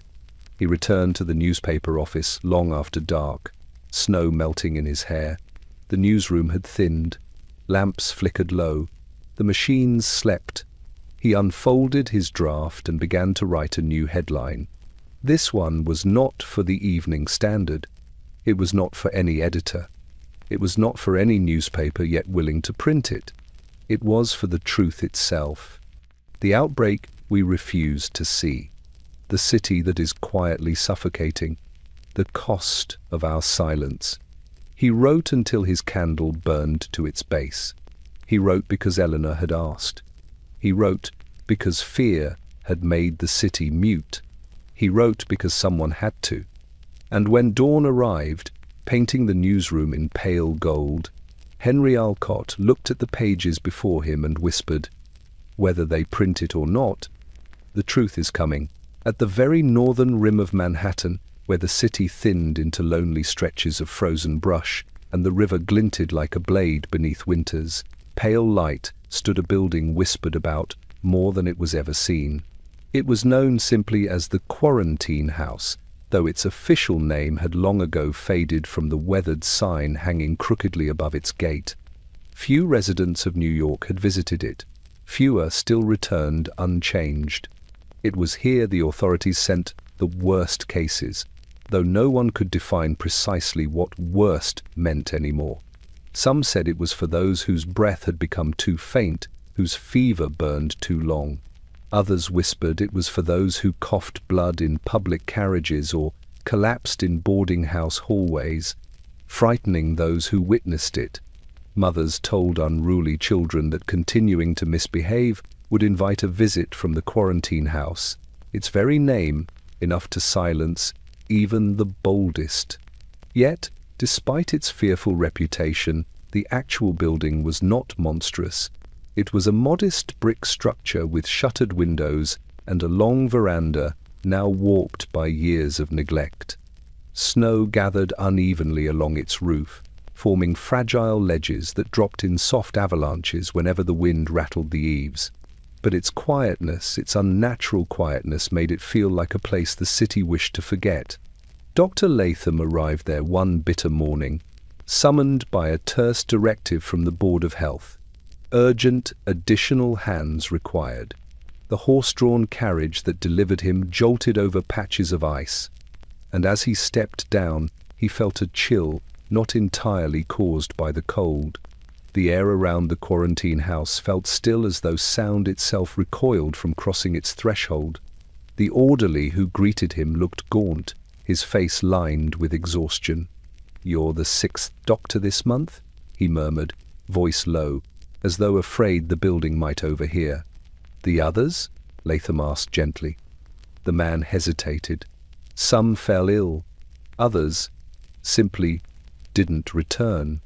He led Latham through the main hall, where a row of chairs stood empty and dust-lined, as though no visitor had dared sit in them for weeks. The walls bore fading floral wallpaper, peeling at the edges. Lamps burned with faint, wavering light, casting colors too pale to warm the space. But what struck Latham most was the absence of voices. No murmurs from patients, no cries, no coughing echoing through the corridors. Only a soft, rhythmic rasp drifting from behind a series of closed doors, the kind of sound made when lungs worked harder than bodies could sustain. The orderly paused at the first door. "We keep them separated now. It's safer that way."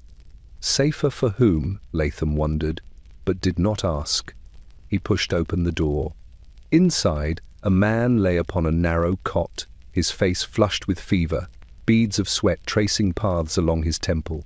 The room smelled faintly of lavender soap, an attempt, perhaps, to disguise the sweetness of sickness that clung to the air like a second skin. The man turned his head weakly toward Latham.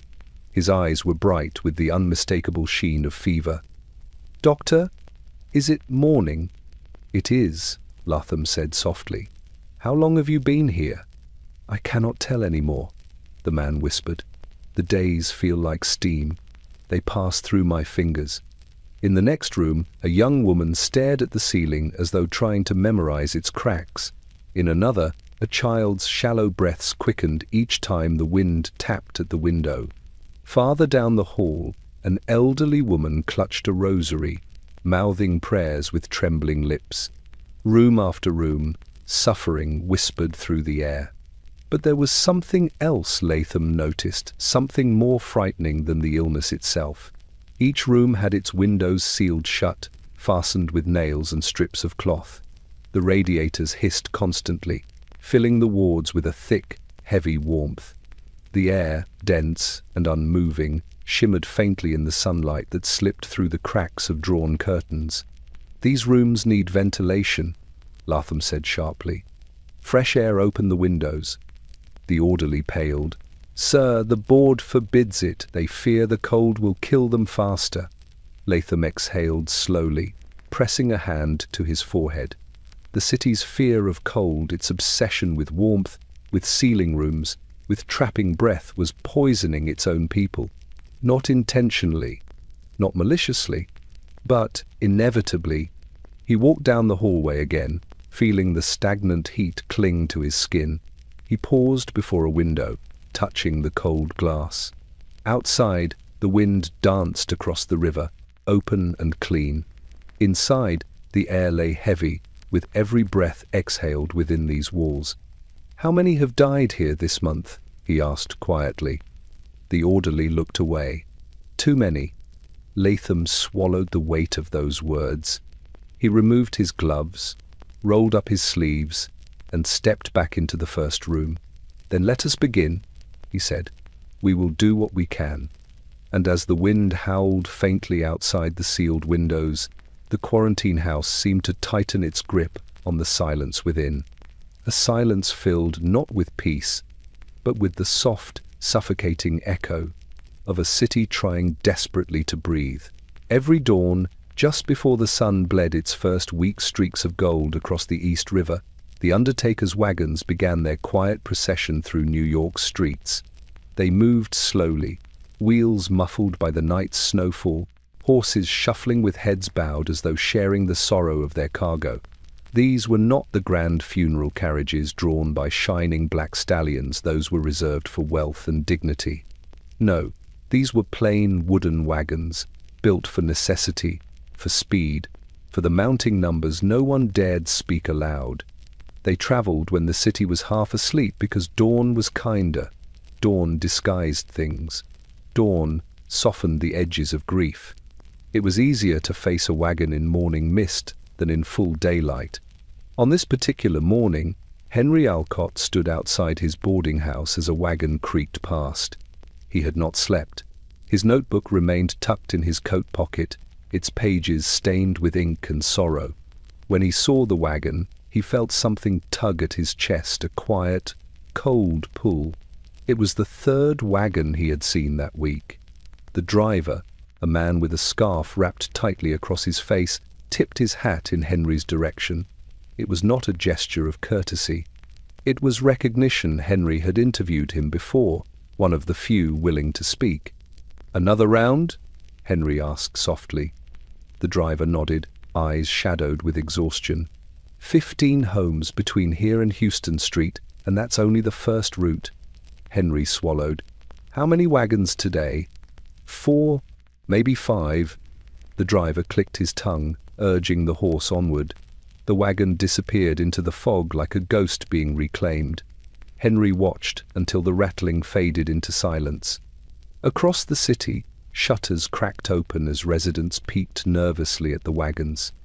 On Broome Street, a mother clutched her infant tightly as she watched 2 men lift a covered stretcher into the back of one. She pressed her lips to her child's warm forehead and whispered a prayer not for salvation, but for time. On Avenue C, a boy stood barefoot in the snow, fingers curled around a lamppost as he stared at a wagon departing his building. His father's boots lay abandoned on the stoop. He did not cry. He simply watched until the wagon turned the corner, its wheels leaving tracks that filled slowly with drifting snow. On Mulberry Bend, Mrs. Bramwell, the landlady of the once lively boarding house, waited at her door as 2 undertakers emerged carrying the frail body of Henry Sloane, the young typesetter who had left a trembling dime with his last message. She pressed her hand to her heart. "He tried not to trouble anyone," she whispered. The men bowed their heads. "Most do, ma'am." They lay him gently in the wagon. What struck city residents most was not the wagons themselves, but the quiet of them. Undertakers did not ring bells anymore. Too many bells led to too much fear. Instead, the wagons slid through neighborhoods like drifting shadows, leaving behind a hush that weighed heavily on every doorstep. Children who once chased carriages now retreated indoors when they heard wheels on cobblestone. Adults stepped aside quickly, their faces hardening with the tense recognition of loss arriving too close. Still, the wagons kept moving. By mid-morning, they lined up behind the municipal cemetery like somber sentinels. Frost clung to their wheels. Steam rose from the horses' backs. Undertakers murmured to one another with subdued dread. More today. Every day, more. Dr. Latham arrived there once, summoned to confirm the cause of death for several cases. As he approached the wagons, he felt a heaviness settle over him. The sight of so many covered forms, still anonymous, wrapped in linens or blankets stitched by worried hands, tightened something inside him more painfully than any diagnosis he had ever made. These people deserved more than haste, he murmured to a nearby official. The official looked away. "Doctor, we cannot keep up. The city refuses to admit the scope, and so we do what must be done quietly." Quiet. Always quiet. Latham touched the edge of one linen sheet, its fibers still warm from a home heated too tightly, sealed too long. "They died suffocating," he whispered, "and now we bury them in silence." A pale sun finally climbed above the horizon. Its light touched the wagons, casting elongated shadows across the frosted ground. The horses stirred, hooves pawing lightly as if wanting to move, to be free of their burden. One wagon at the end of the line held a single small form, so small that for a moment Latham thought it was a bundle of blankets rather than a child. He stepped closer, his breath catching. A white ribbon tied around tiny mittens fluttered in the cold breeze. The driver approached, hat in hand. "Parents asked me to tie it myself," he said quietly. "Said she liked ribbons." Latham shut his eyes. When he opened them, streaks of pale sunlight glimmered through the mist. The wagons began their return routes, empty now, their wheels creaking with the knowledge of where they had been and where they would go again tomorrow. And as they traveled down the waking streets, the city pretended not to see them.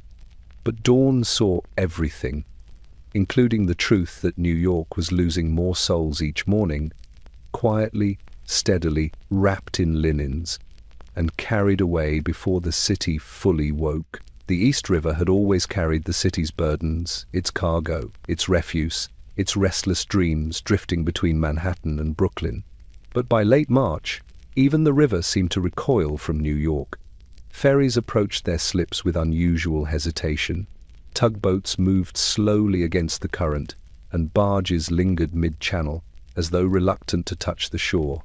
Then came the night the riverboats refused to dock. It began just after midnight, when the fog rolled in thick and low, the kind that swallowed lantern light whole and made the riverbanks seem to vanish. The air smelled of brine, coal smoke, and more faintly the same sweet, unsettling scent that had begun to haunt the city's breath. Dock workers on South Street shuffled along the planks with lanterns glowing in small halos, calling out to vessels expected to arrive, but the river remained strangely still. The first ferry appeared as a grey shadow emerging from the fog. Captain Truman, a broad-shouldered man with a voice that usually carried across water with ease, rang the bell twice to signal his approach. Yet as the vessel neared the slip, he pulled the throttle back abruptly and shouted to his crew, "Hold her steady. Do not tie her in." The dock workers exchanged bewildered looks. "Captain, you're drifting. Bring her in." But Truman shook his head fiercely. "There's sickness ashore. I can smell it. It's in the air." One of the deckhands coughed a short, sharp sound. Truman's expression tightened. "We stay on the water until morning," he ordered. Then, more quietly, or longer. Rather than docking, the ferry eased itself backward into the fog, swallowed once again by mist and moonlight. The dock workers, chilled by something beyond the cold, lit more lanterns and peered into the dark channel. A second vessel approached a tugboat hauling a flat of coal. It too slowed well before reaching the pilings. The captain leaned out his window. "Hold your ropes," he shouted. "We aren't tying in tonight." "For God's sake, why not?" "You know why." His voice cracked on the last word. By now the men on the pier had begun covering their noses with scarves, though it did little to help. The air drifting from the city toward the river was warm despite the night, chill, warm and faintly sweet, with a heaviness that did not belong outdoors. A dockworker muttered, "Something's wrong. The wind's coming from the tenements." Another replied, "The whole city's breathing sickness. The river can smell it." Across the water in Brooklyn, river pilots were making the same decision. A freight barge captain confided to his crew that he would not risk stepping onto Manhattan soil until daylight. A fishing skiff turned back entirely, nets still heavy with their catch. At one pier, a rowboat carrying a single passenger drifted aimlessly, its oars resting idle. The rower stared toward the distant glow of Manhattan's lamps, fear etched deeply into his face. "We're safer on water," he whispered to no one. In Manhattan, Henry Alcott had been walking along South Street gathering notes for his next report when he noticed the strange stillness along the edge of the river. He stood on the pier, notebook in hand, watching the faint silhouettes of boats lingering beyond reach of the docks. A dock worker approached him, lantern in hand. "You writing about this, son?" Henry nodded. "Why won't they tie in?" "Because they're afraid," the man said simply. "For years we said New York was a place worth coming to, but tonight, even the boats don't want to touch it." Henry wrote that line down. As he did, a deep horn echoed across the fog, a single mournful note from a vessel drifting upriver. The sound vibrated through the wooden planks of the pier and settled into Henry's bones. The dock worker added in a low voice, "The river knows things before we do." By dawn, the fog began to lift.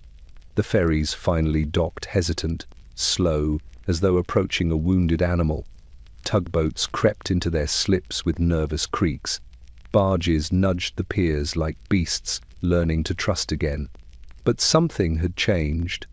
Dock workers whispered about the night the riverboats refused to land, swearing the water itself had sensed the sickness rising from the city's lungs. Rivermen spoke of the sweet, heavy air drifting across the channel like a warning. Captains shared glances heavy with dread. Henry's article would later describe it as the night the river held its breath. And deep in the heart of New York, where windows remained sealed and breath lingered too long in stagnant rooms, no one realized the truth the river had already understood. The city had become a place even the tides feared to touch. By the time April's first thaw softened the edges of the snowbanks, New York's pharmacies, once the small sanctuaries where hope could be purchased for a few coins, had begun to resemble places of quiet despair. Their shelves, once lined with neatly labeled bottles, glass jars, and tins of powders, now stood conspicuously bare. Even the familiar scent of menthol, linseed oil, and carbolic soap seemed to have thinned, as though the very air inside these shops had lost its confidence. In every neighborhood, people queued before dawn, breath steaming into the cold, clutching lists written in trembling hands. Cod liver oil, lung tonic, cough elixir, herbal poultices, carbolic drops, anything that helps them breathe. But the counters held fewer and fewer answers. On Christia Street, old Mr. Finch, the proprietor of the brick-front pharmacy with the faded green awning, stood behind his counter with a face lined deeper than winter's frost. His white coat hung loosely from his frail shoulders. Each time the bell above the door chimed, he straightened as best he could, prepared to deliver news he dreaded giving. A woman stepped forward, her shawl wrapped tightly around her head. "Please, Mr. Finch, my husband's coughing again. The tincture you gave last week helped a little. Do you have more?" Finch opened the cabinet behind him, revealing rows of empty spaces where bottles once stood. "I'm sorry," he said softly. "The shipment hasn't arrived. I've written to the supplier twice." "But he needs it," she whispered. "He couldn't sleep last night. He coughed until sunrise." Mr. Finch's eyes softened. "I have a small amount left in a back bottle. Enough for 2 days, no more." She nodded, swallowing tears. Behind her, the line shifted anxiously. At the end stood a shoemaker already pale with fever, a factory girl whose hands trembled as she dug for coins, and a grandmother carrying a child whose breath whistled faintly with each inhale. Finch glanced toward them, dread seeping into his bones. No matter what he dispensed, it would not be enough.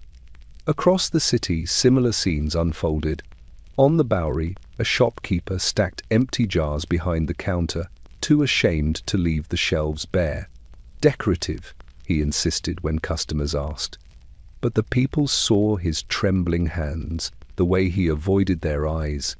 In Harlem, a young apprentice ran from shop to shop seeking eucalyptus oil for his gasping sister. When he finally found a bottle, the pharmacist's voice broke as he said, "That is the last one in the district." In Greenwich Village, a well-to-do gentleman purchased every cough powder he could find, only to collapse on the sidewalk minutes later, the powders spilling across the cobblestones like pale dust. Supplies dwindled for reasons few understood fully. Factories could not keep pace, deliveries stalled, ingredients ran short. But the deeper truth was simpler, darker. The illness consumed remedies faster than remedies could touch it.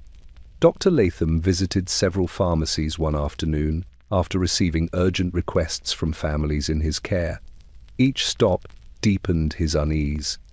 At the first shop, the pharmacist shook his head. At the second, shelves were stripped clean. At the third, the clerk whispered, "Doctor, we've nothing left but glycerin and prayer." Latham bought both. As he stepped back into the street, he noticed something more troubling.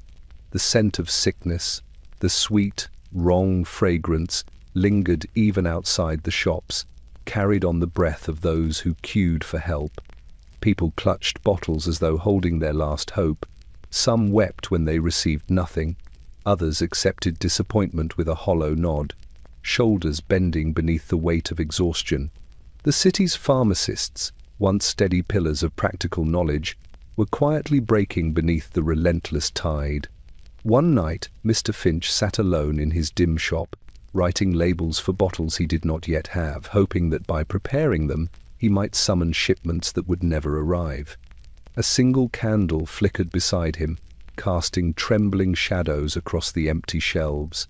He paused, pressing a hand to his chest. His breath felt tight, shallow. He reached for a bottle of his own cough tonic, only to remember he had poured the last of it into a glass vial for a child earlier that morning. Outside, the street was quiet. Inside, the candle guttered. Mr. Finch bowed his head and whispered, "What use is a pharmacy without remedies?" Yet he knew his shop would open again tomorrow, and the next day, and the next. He would stand behind the counter with nothing to offer but sympathy, and even that was beginning to feel like a fragile thing. For the city was not simply running out of medicine. It was running out of breath, of time, of small comforts that once held sickness at bay. And in the pharmacies, where walls once smelled of antiseptic and hope, the air now smelled faintly, unmistakably, of surrender. By mid-April, the telegraph offices of New York hummed with a restless, overburdened urgency. The wires, those thin, trembling strands that once carried news of births, engagements, business victories, and ships safely landed, now bore messages of a very different nature. Death notices traveled along them like small electric ghosts, each one a pulse of grief flickering from one corner of the country to another. Inside the Western Union office on Broadway, operators sat hunched over their keys, shoulders tight, eyes rimmed with exhaustion. The click, click, click of the machines, usually brisk and lively, had taken on a heavier rhythm. They no longer sounded like conversations. They sounded like tolling bells. At a narrow desk near the back, 20-year-old telegraph operator Thomas Hale wiped sweat from his brow despite the cool morning. His machine tapped ceaselessly, the brass key striking with the precision of a heartbeat. Another message coming in. He decoded it silently. Mother gone. Stop. Please come home. Stop.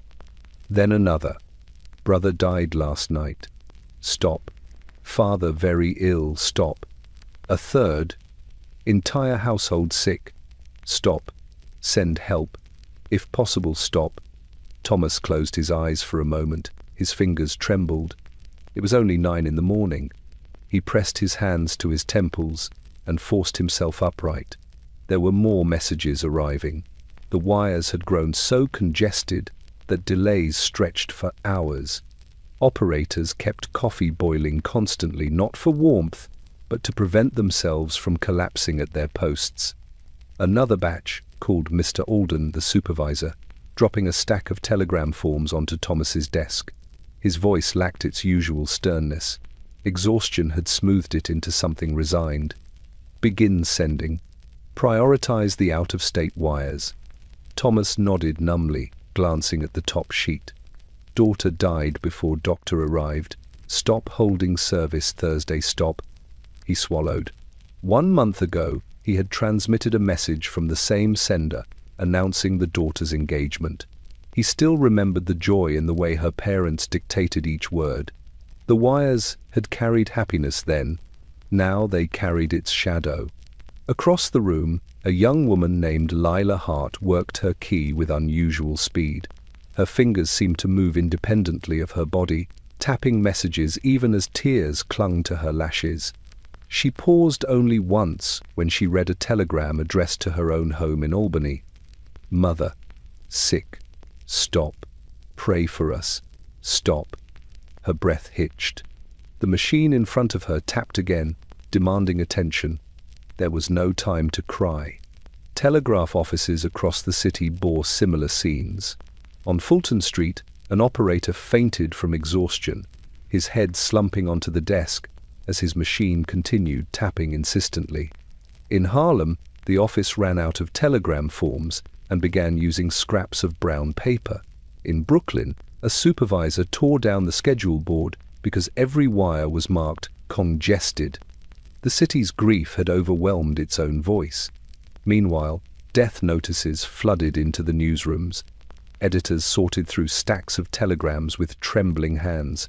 Typesetters carved the names of the departed into metal plates until their eyes blurred.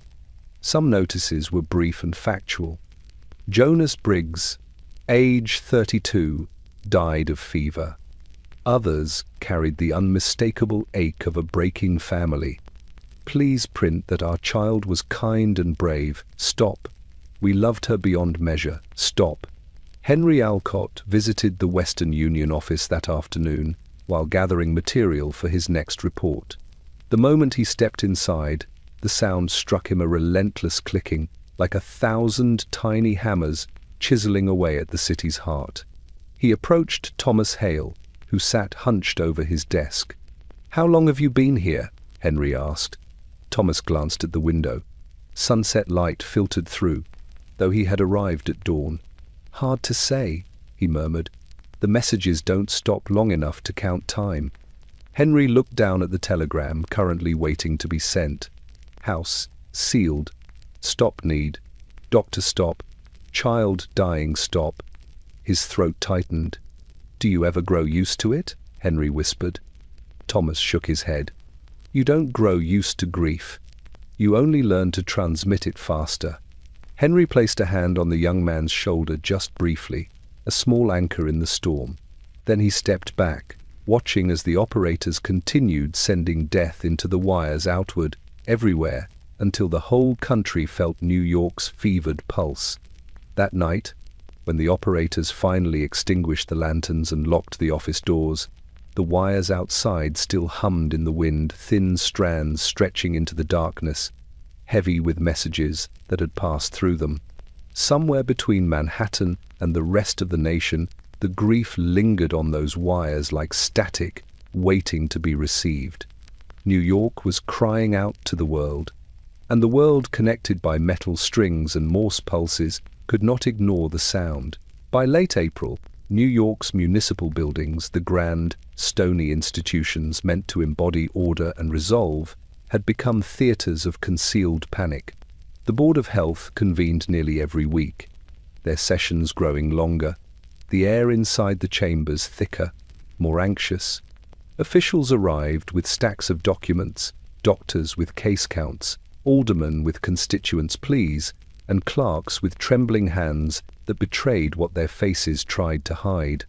But no matter how many gathered, no matter how great the urgency, every meeting ended the same way, in whispers.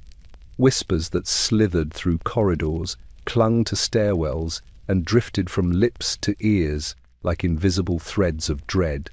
On this particular morning, the board assembled in the long, oak-paneled room of City Hall. Sunlight filtered weakly through tall windows, leaving more shadow than light. The chandeliers had not been lit. Officials feared stale air more than dimness. Yet the room still smelled faintly of ink, wool, and the sweet, unsettling scent that had begun to haunt every enclosed space in the city. Dr. Latham arrived early, carrying the latest numbers from the quarantine house and several overcrowded hospitals. His face bore the hollow fatigue of a man who had forgotten what it felt like to sleep through the night. Across the room, Alderman Redmond shifted uneasily in his chair. "Is it true, Doctor," he said the moment Latham sat, "that your facility is completely full?" Latham nodded. "It has been full for 2 weeks." "And the hospitals?" "Overflowing." His voice was quiet but steady. "Patients lie in hallways, on benches, even on the floors between beds. The nurses are working beyond endurance." Redmond exhaled sharply. "Then we must release a public notice, warn citizens to remain home if they can." The Commissioner of Commerce, Mr. Dunstable, bristled. "Warn them? And what then? Businesses collapse? Workers flee? The docks shut down? We cannot incite fear." "Fear," Redmond countered, "is already here." A murmur rippled through the room. At the far end of the table, the mayor, normally a man of commanding presence, looked smaller than usual, his shoulders hunched as though bearing invisible weight. He rubbed his temples and spoke quietly. "Dr. Latham, are we facing an epidemic?" The room fell deathly still. Latham hesitated, his gaze drifting to the papers before him, pages dense with numbers, each one representing a life altered or ended. "I do not wish to amplify alarm," he began slowly, "but what we face is no ordinary sickness. It spreads through households regardless of class. It worsens in warm, sealed rooms. It lingers in breath. The death toll, quiet though it is, rises each week." Someone muttered, "God preserve us." The mayor leaned forward. "Then we must act." But even as he said it, uncertainty flickered behind his eyes. "Act how?" asked Dunstable bitterly. "We cannot cure it. We cannot house all the ill, and we cannot shutter the city." Redmond slammed his fist onto the table. "Then admit what is happening. Tell the truth." The mayor cut him off sharply. "The truth," he said, "if delivered without remedy, will bring chaos." A long silence followed. And then the whispers began. They always did.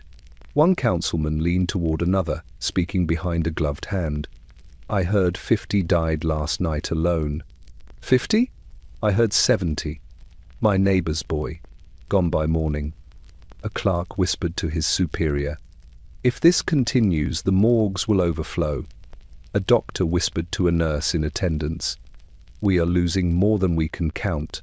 Even the mayor whispered now, consulting quietly with his advisers, uncertainty trailing each sentence. The whispers grew like ivy, climbing the walls, weaving between chairs, filling the chamber with a soft, rustling dread.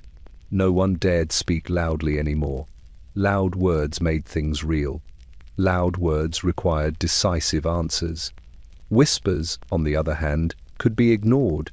Whispers let fear hide gracefully. Whispers let responsibility slip through fingers. Whispers made inaction seem prudent. At one point, Alderman Redmond rose from his chair, voice quivering. "Must we whisper now, even in crisis?" No one answered him, because yes, they must. Whispers felt safer than truth. As the meeting adjourned, officials filed out slowly, their footsteps lost beneath the hum of anxious conversation. Latham lingered, gathering his papers with trembling hands. He looked up to see the mayor standing beside him. "Doctor," the mayor said in a low voice, "do you believe the city will recover?" Latham paused, searching for the right words. "I believe the city will endure," he said finally. "Whether unchanged, I cannot promise." The mayor nodded grimly. Then he, too, slipped into the corridor, swallowed by the tide of murmuring voices. Outside, the morning light had brightened the square. Carriages rattled by. Street vendors shouted half-heartedly. Life moved on, but with a brittle, careful quality. And in City Hall, the echoes of whispers still clung to the air, like the faint sweetness of illness. A reminder that New York's leaders, like its citizens, were speaking more softly every day, because the truth had grown too heavy for full-volume speech. By late April, the city's postmen, those tireless walkers of every hill, every alley, every crooked tenement stair, had begun to carry burdens heavier than their leather satchels. Their hands ink-stained, their boots worn thin, they delivered envelopes filled with news meant to comfort, instruct, reassure. But too often now, the recipients opened their letters not with smiles or eager curiosity, but with trembling fingers and eyes that brimmed before the first sentence was read. For more and more letters were arriving after their writers had died. One such letter travelled from the Lower East Side to a modest apartment on West 20th Street. It was addressed in a slanted hand, the script shaky but familiar. Mrs. Clara Whitfield, West 20th Street, Manhattan. It took 3 days to arrive. The postman held it carefully, aware that its weight, though light in paper, carried something far heavier. When Mrs. Whitfield opened the door, he removed his cap. "Ma'am," he murmured, offering the letter as though it were fragile glass. "This came today." She accepted it with a polite smile that vanished when she recognized the handwriting. It was from her sister, Lillian, written more than a week ago. Inside was a single page. "Dearest Clara, the cough has worsened tonight, but I am hopeful for the morning. The doctor thinks I am young enough to rally. Tell Mother not to worry. Tell her I will be home by Easter. With love, Lillian." The ink was smudged near the signature, perhaps from fevered hands, perhaps from trembling hope. But Lillian had died the previous Tuesday. Mrs. Whitfield pressed the page to her chest and sank into a chair, rocking gently, as though comforting an unseen child. She did not cry loudly. Her grief was the quiet, hollow kind that filled the room more completely than sound. The postman stood on the stoop for several moments before walking away. He had 4 more letters in his bag that day, written by hands now stilled.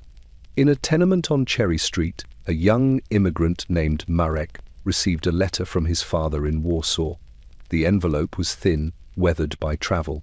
When Marek opened it, joy flickered across his fever-dimmed eyes.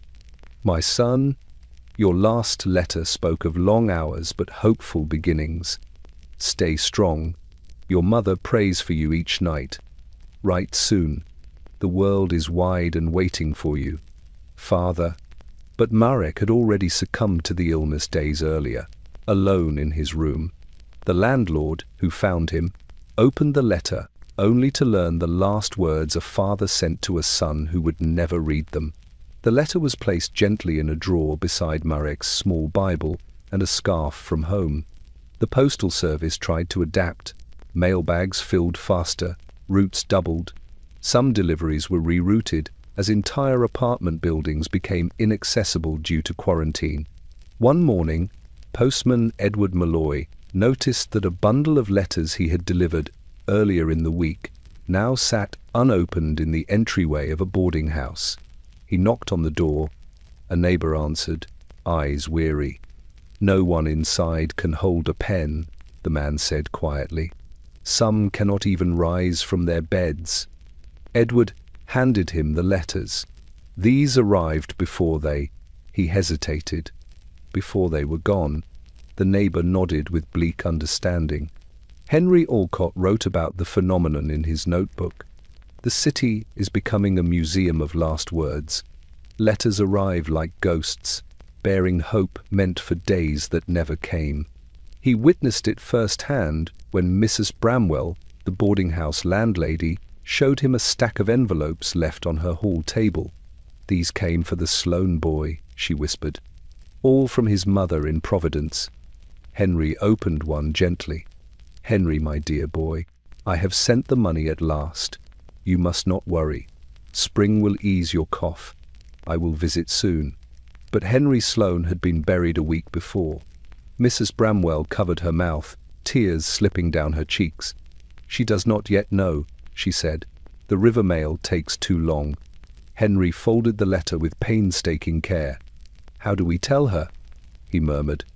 The landlady shook her head. "There is no gentle way." Throughout the city, letters kept arriving. Love letters written by young men trying to court girls who had since faded away. Employment offers extended to workers too weak to accept.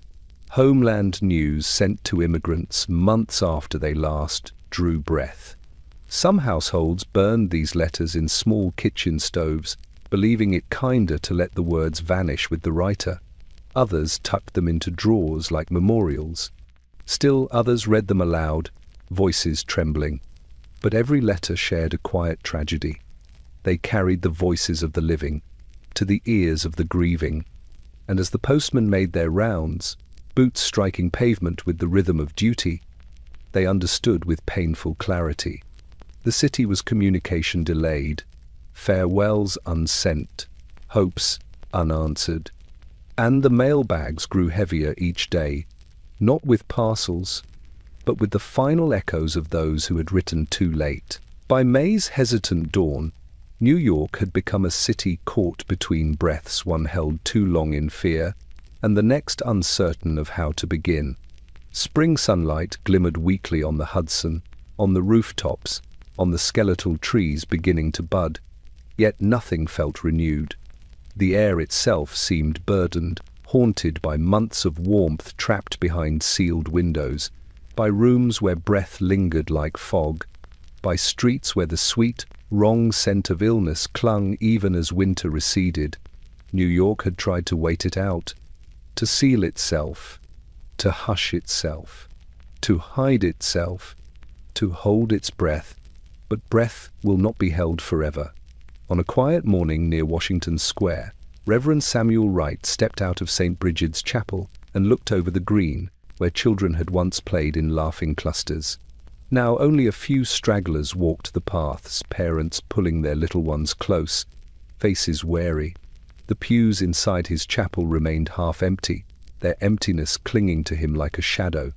He felt as though the city itself were kneeling in prayer, yet unable to speak the words. He lifted his eyes toward the sky and whispered, "How much longer?" But the wind, carrying echoes of distant coughing from tenement windows, answered only with silence. In the Lower East Side, Mrs. Bramwell crept through her nearly silent boarding house, stopping at each door with her hand pressed gently against the wood. Some doors she knocked on softly, others she merely touched, as though feeling for life beyond them. A few doors opened to reveal pale, recovering boarders grateful for broth and sunlight. But others remained closed, sealed by grief or fear or the stillness within. As she carried a tray upstairs, a draught slipped through a cracked window, fresh air, cool and exhilarating. She froze. The air touched her cheek like something long forgotten. She realized, with a jolt that made her sway, that she had not felt a true breeze inside the house for months. She opened the window wider. The room breathed. At Meyer's bakery, Mrs. Meyer stood once more over her mixing bowl, kneading dough with her weary hands. For the first time in weeks, the dough felt pliable, alive.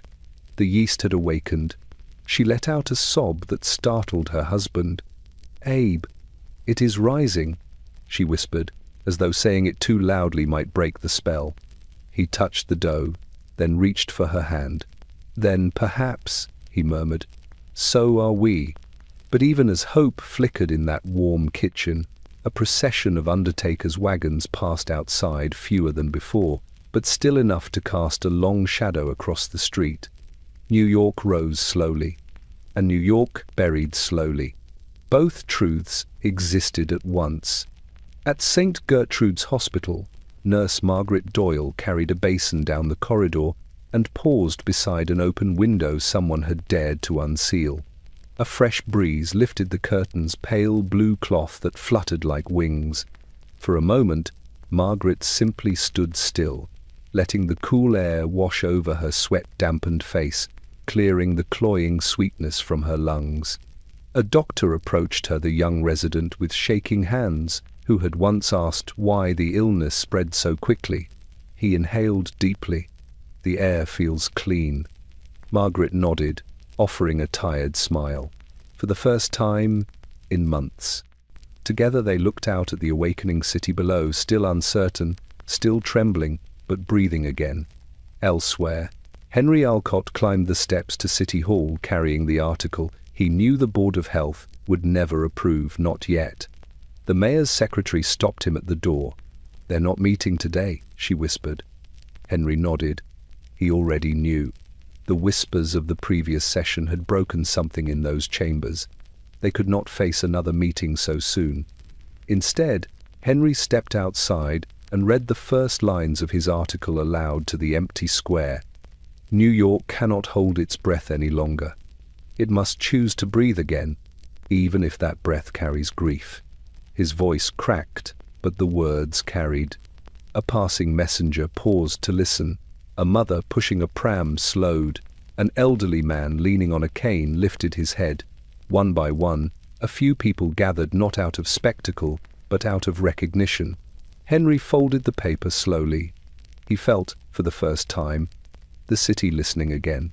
For all its fear, for all its sealed windows and smothered rooms, New York had begun to understand one truth.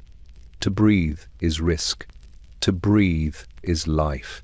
And a city that tries to hold its breath forever will only drown in its own stillness. The illness had not ended. The sorrow had not lifted. But something had shifted quietly, gently, unmistakably. Windows opened a crack. Rooms stirred with moving air. Horses trotted with lighter steps. Pharmacies restocked tiny shelves. Letters arrived to families strong enough to read them. And the city inhaled slowly, cautiously, painfully. Its first honest breath of spring. It was thin, uncertain, trembling. But it was a beginning. For a city that had nearly suffocated in silence, breathing again, not fully, not freely, but truly, was its final gasp, and its first step back toward life.